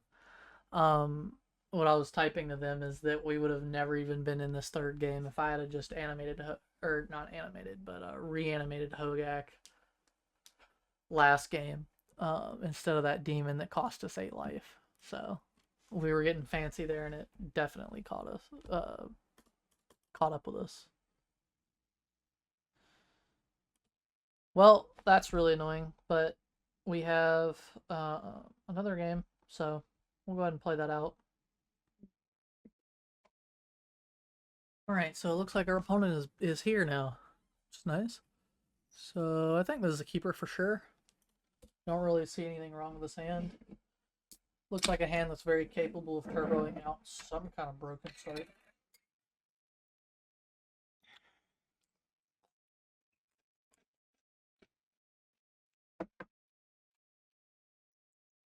Question is what we want to detutor for him.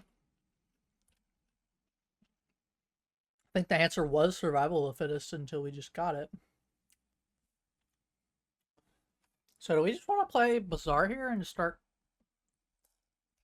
milling ourselves?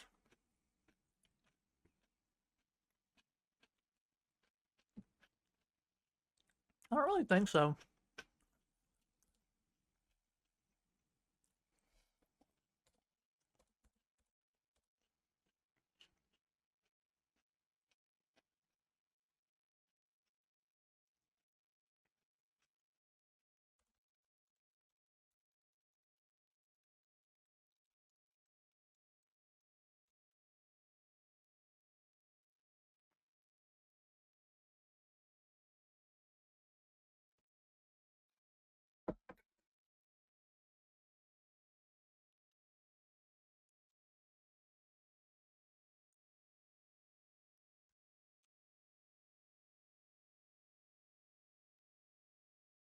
So now they're just kind of playing chicken with us. Like, what are they going to do?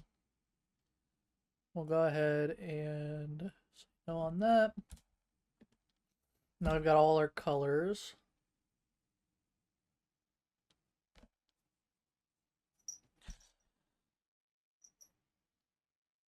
Don't think I want to fix their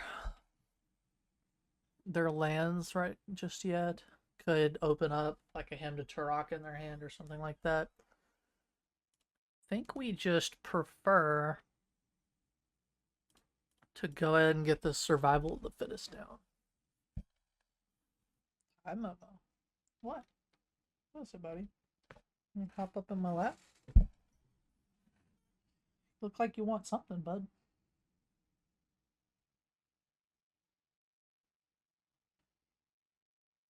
My cats or something. Hi, buddy.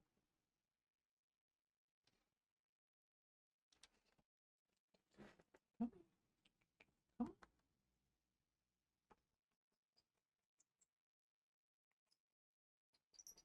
Hi there. Sushi in your spot? Don't have anything we could do on their turn.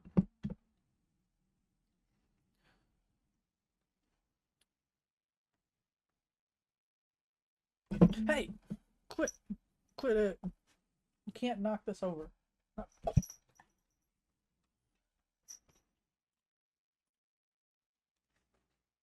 My God. All right.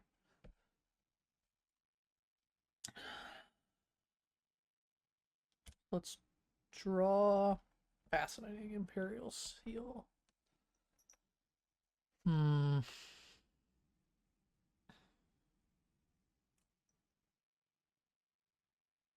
I kind of just want to chase here and get some things out of their hand. Like, I feel like they're sandbagging some removal spells here, which we want out of the way for when we go to, like, Hogaak or play that other thing.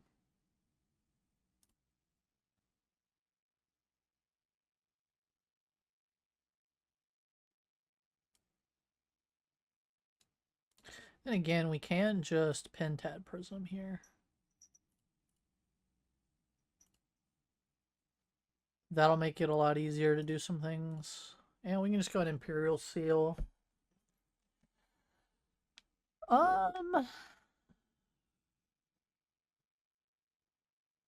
could get Recurring Nightmare. We could get Life from the Loam and start milling ourselves. These are all pretty good options. We don't really need to get a creature, I don't think.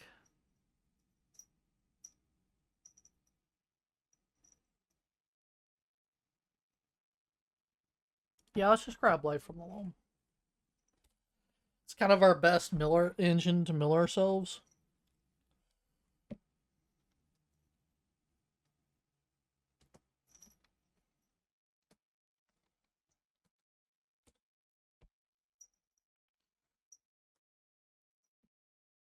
We don't have one, well, we have 3 green technically, but I'm kind of hoping they cast a creature here. We get to just blow them out next turn, because that's what's going to happen if they play a creature here. Oh. So they're going to Grief. I mean, yeah, they're going to take the Necromancy. That makes sense. But what they don't know is what we're about to do to them, which is even kind of more savage than that, which is we're going to...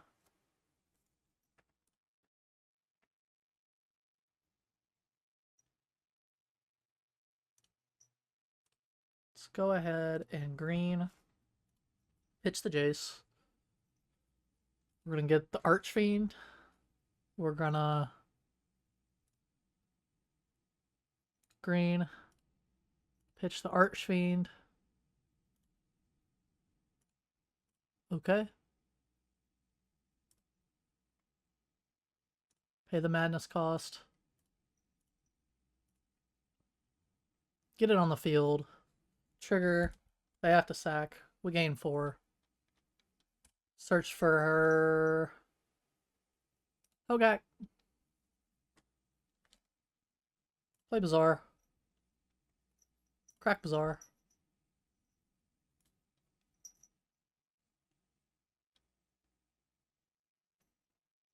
Pitch Hogaak. Pitch Loam. Pitch D2. We don't even need D2 anymore. A little faster.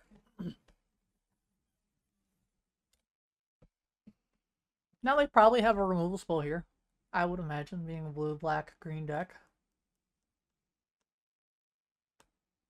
Flame Slash. That's pretty disgusting. Okay. Nice.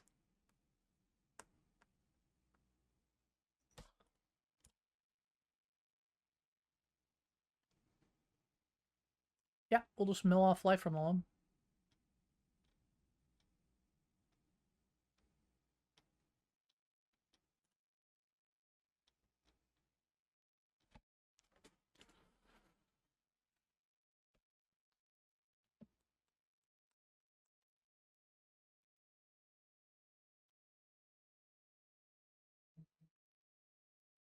And now what I think we do, we just...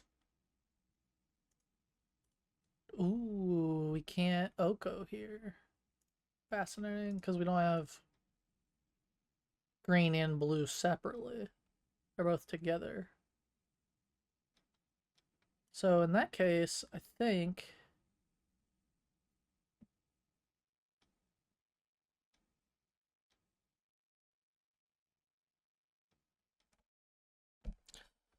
Think about this. So we could pitch the Paradise Druid, go getting... Oh, you know what? I think we do this. I think we pitch Paradise Druid.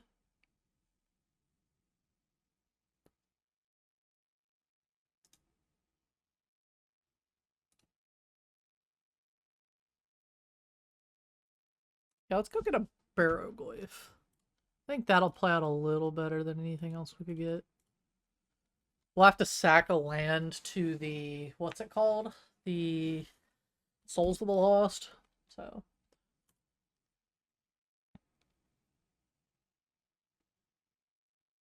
Now he's really hard pressed to have a removal spell here.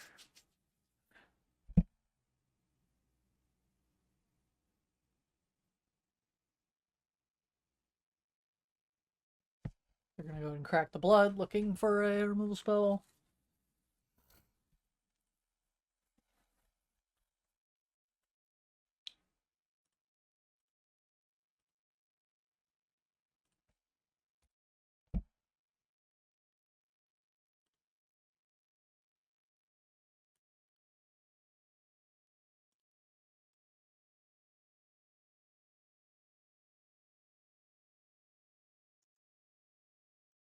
Okay. Wow. I mean, when you gotta, but wow. That really sucked for them. I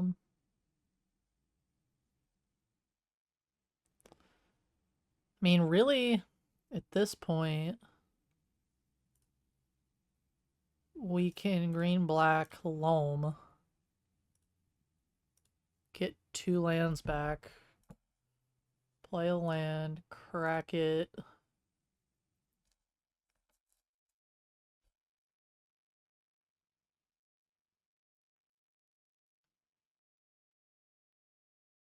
Honestly, just get a forest.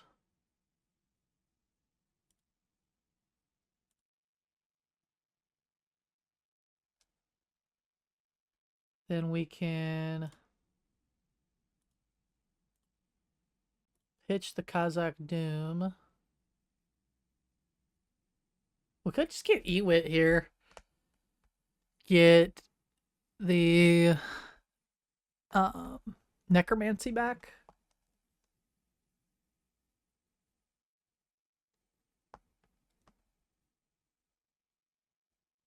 Honestly, Souls of the Lost is probably the play, though.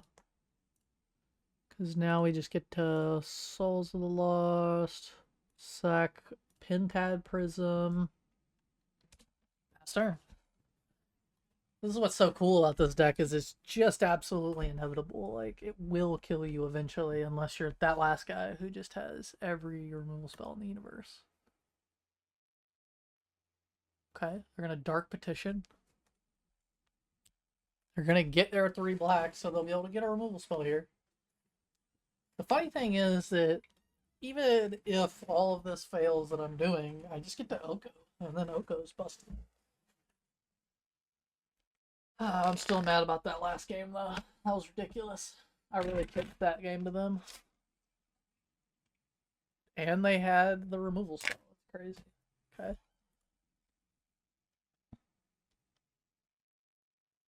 Trying to think if we'll need any life here.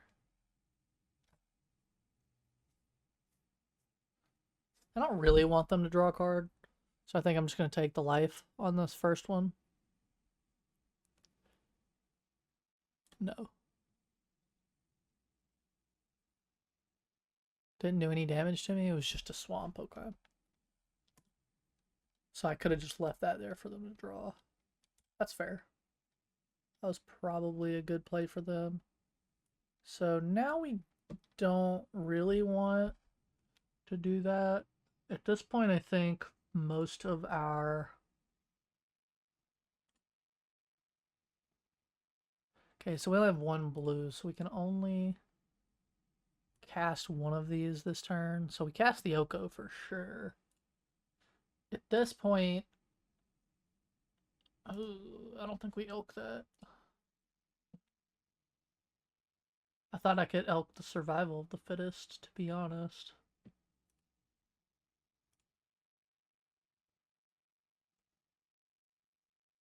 I can go ahead and pitch this to survival, though.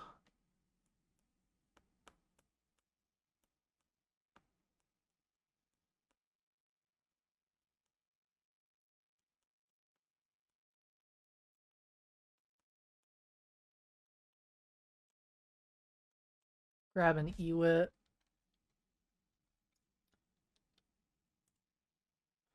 And then we'll just go ahead and make a food. Pass turn. There's no real rush here. I mean, they're going to get to draw an extra card, but that's not the end of the world. They're probably nearing most of the removal spells in their deck being used. That's a Fury. So he gets to deal 4 to my Oko. Nice. Oko's still too broko, buddy.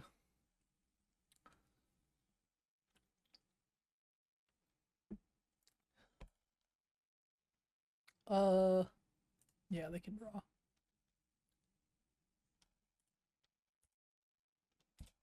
We'll get that guy back. Go to draw.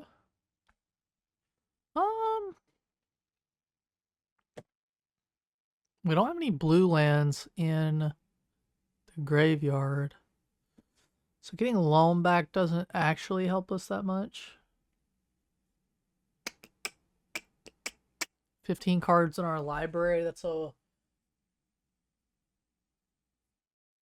means we're 1 out of 5 to hit our recurring nightmare, which is kind of a really good card for us right now. And again, I don't think it really matters. I think it might actually just be good for us. Let's see, does it make it a green creature? It does make it a green creature, so we're gonna elk. We're gonna green, black, Ewit. Get Necromancy back. Yes. We're gonna Hogaak. 2, 3. Wait. Cancel. Hogaak. 1, 2, 3, 4, 5. Tap. Then we're gonna black, Necromancy, grab,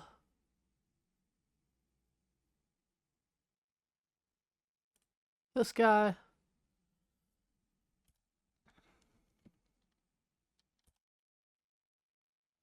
we'll sack it, we'll gain life, we'll pass turn. Easy game, easy life, easy money.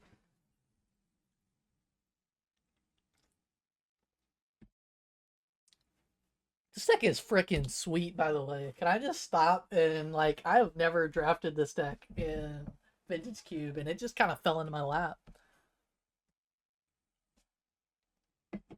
It has so many ways to just rip all of its combos out of the yard. It's kind of nuts.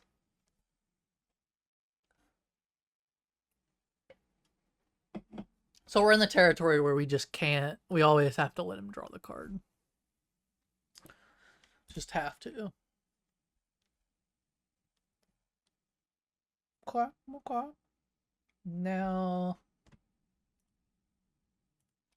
we go ahead and elk the Grave Titan. Bussin' for real. And then we'll just swing all this at them.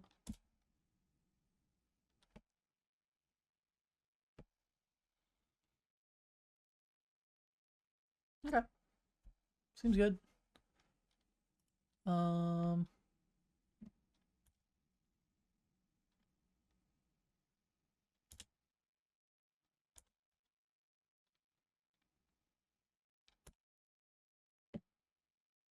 It's fine. At this point, though, I think I can just go ahead, try to Bazaar.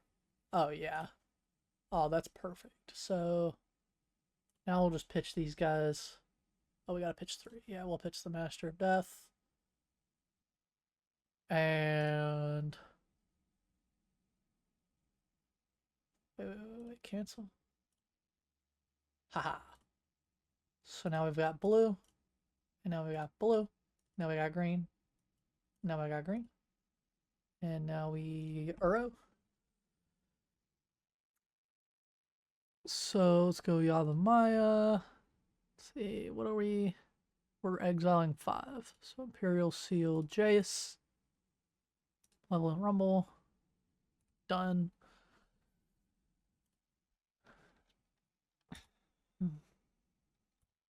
And at this point, we are just rolling to the point where there's no way they can stop us.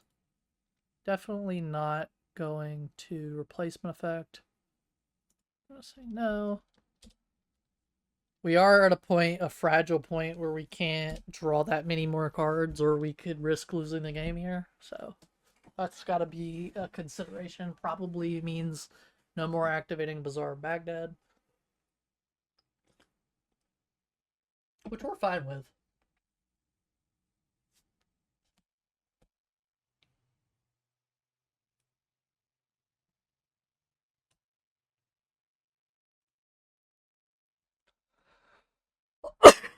Okay, so that was pretty nice.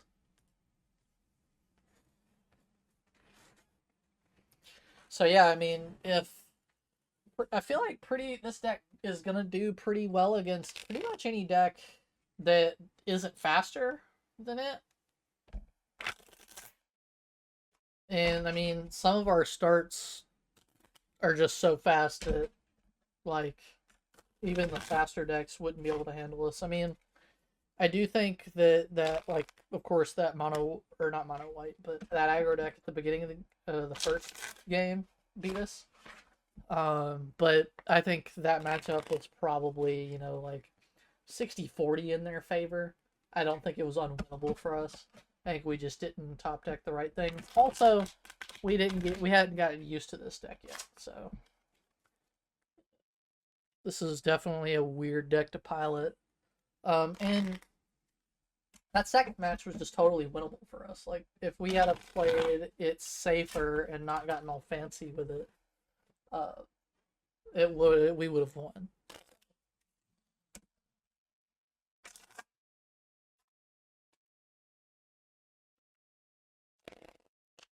It was that we lost that 8 life and made ourselves susceptible to that is what made us kind of lose that. Okay. I think this is a mulligan. We do have the recurring nightmare and the necromancy and a mana drain. We don't have the blue mana to cast the mana drain. We don't have anything to dump into the yard. I think we just need more engine pieces. So we're gonna mulligan. We'll keep here. So we've got the life from the loam. That's the big thing that we need. Don't really need an island here. I think that's what we pitch. Having the Imperial Seal and the Demonic Tutor is going to be pretty good for us. The Master of Death is also going to be great because we'll get to...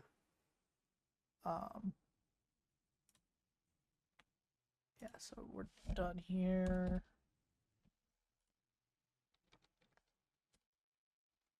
All right.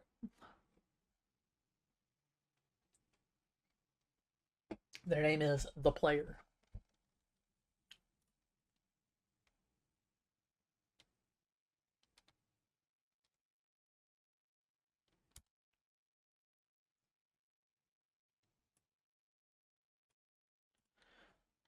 So now... I think we just Imperial Seal. Getting... Where's it at? Survival of the Fittest? Faster.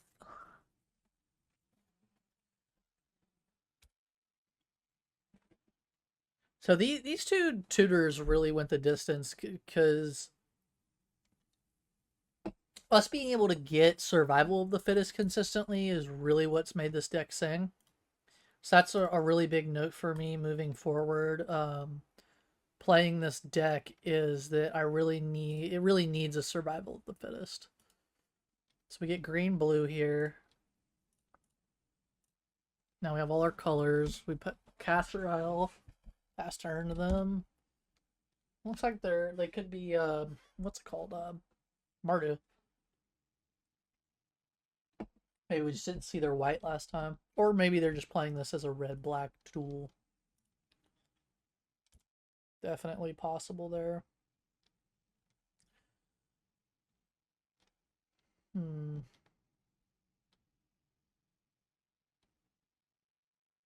So we can do some pretty gross stuff this turn. But I think we just want more green mana, right? Like, yeah, because see, we can go Life from the Loam, get back Verdant, play Verdant, crack Verdant, grab a forest, pass turn. And then we'll yield until end.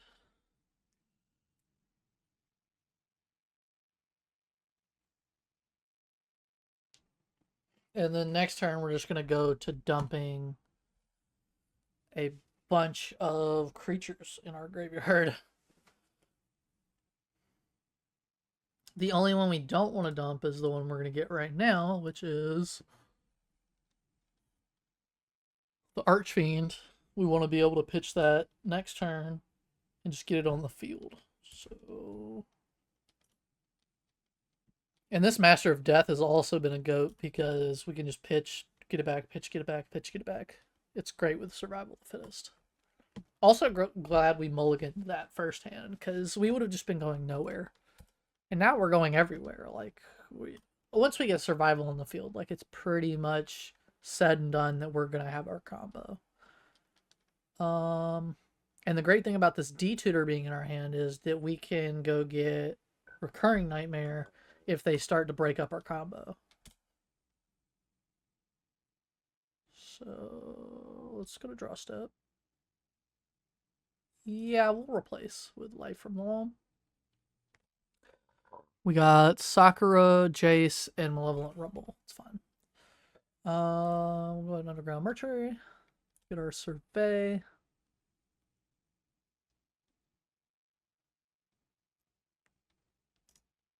We'll put that in the graveyard too.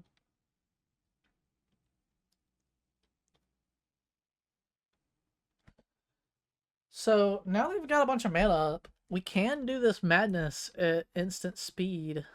Oh wait, no we can't. We need 4 mana total to do that. So in that case, I think we just play the Burrowglyph.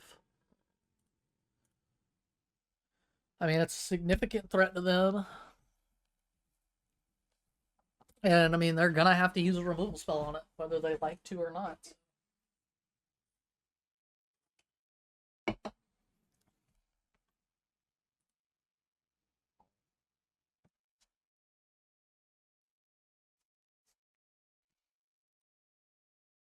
So they're casting Fury. They're gonna kill my guy. That's fine.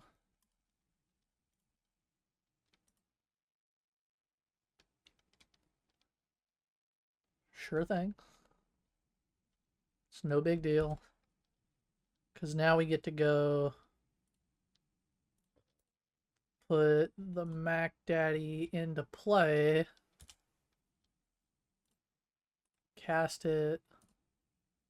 Black. Green. Black. They have to sack their guy. We gain 3. We go get Hogaak.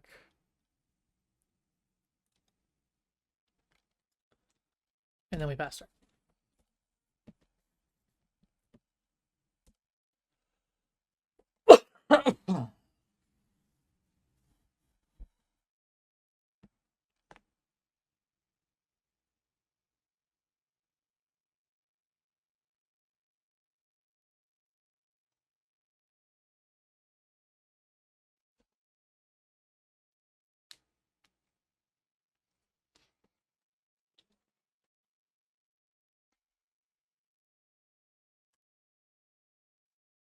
Sucks we have Life from the Loam in our hand here.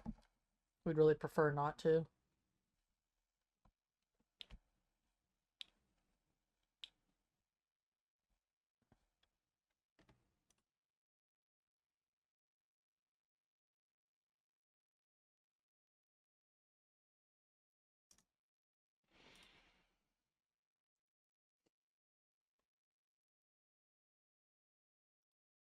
Okay, and that's a big problem.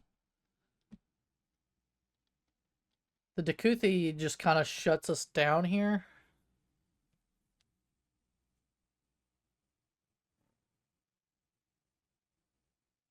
Do I have a removal spell in my deck?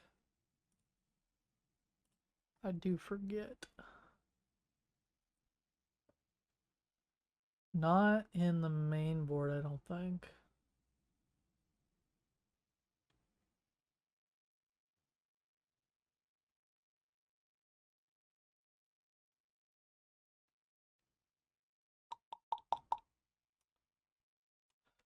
We could get Oko to Elk his Dakuthi.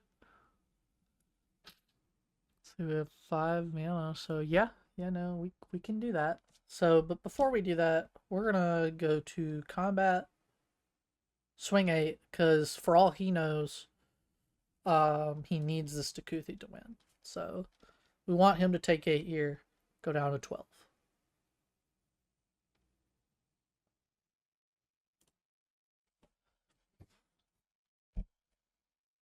They're giving us some clock equity. We have 4 minutes, they have 13. They were definitely better at managing the clock. We also had a really intense combo deck that was taking was APMing a lot, actions per minuting a lot.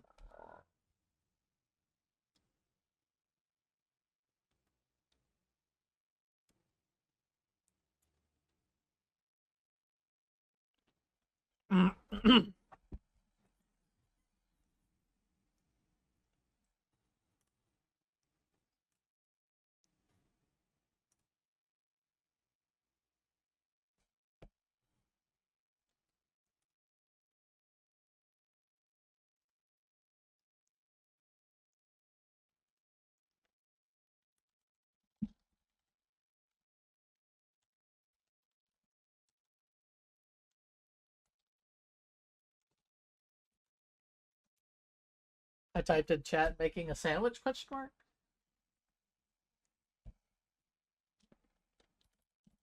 Make me one, two. At this point, I'm just trolling them, trying to get them to do something. Are they roping me right now? Are they just salty?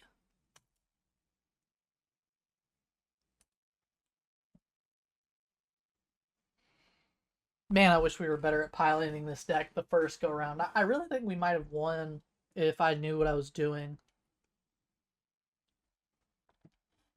Kind of from the get-go. We definitely would have won that second match if I was paying more attention or being a little smarter. My wife got me a new deck of cards for my birthday, a really neat deck of cards. So I'm just sitting here shuffling them, getting used to them. They shuffle really well, though.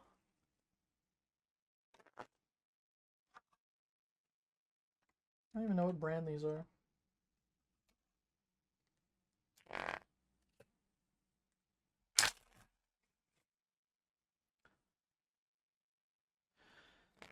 Oh, so this guy's just gonna rope us, I guess.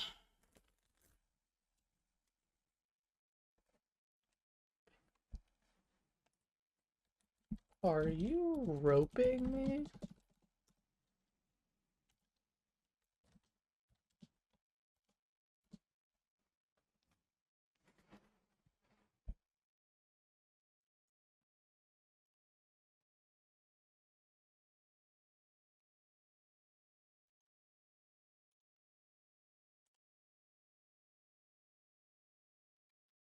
I think he was trying to get clock equity. I think he was trying to make it so that I wasn't like giving me priority back when I wasn't paying attention. I think that's what they were doing. So now we go D-tutor. Getting Oko. Almost clicked the Uro because it was the other Simic card in my deck. Blue, green, doesn't matter.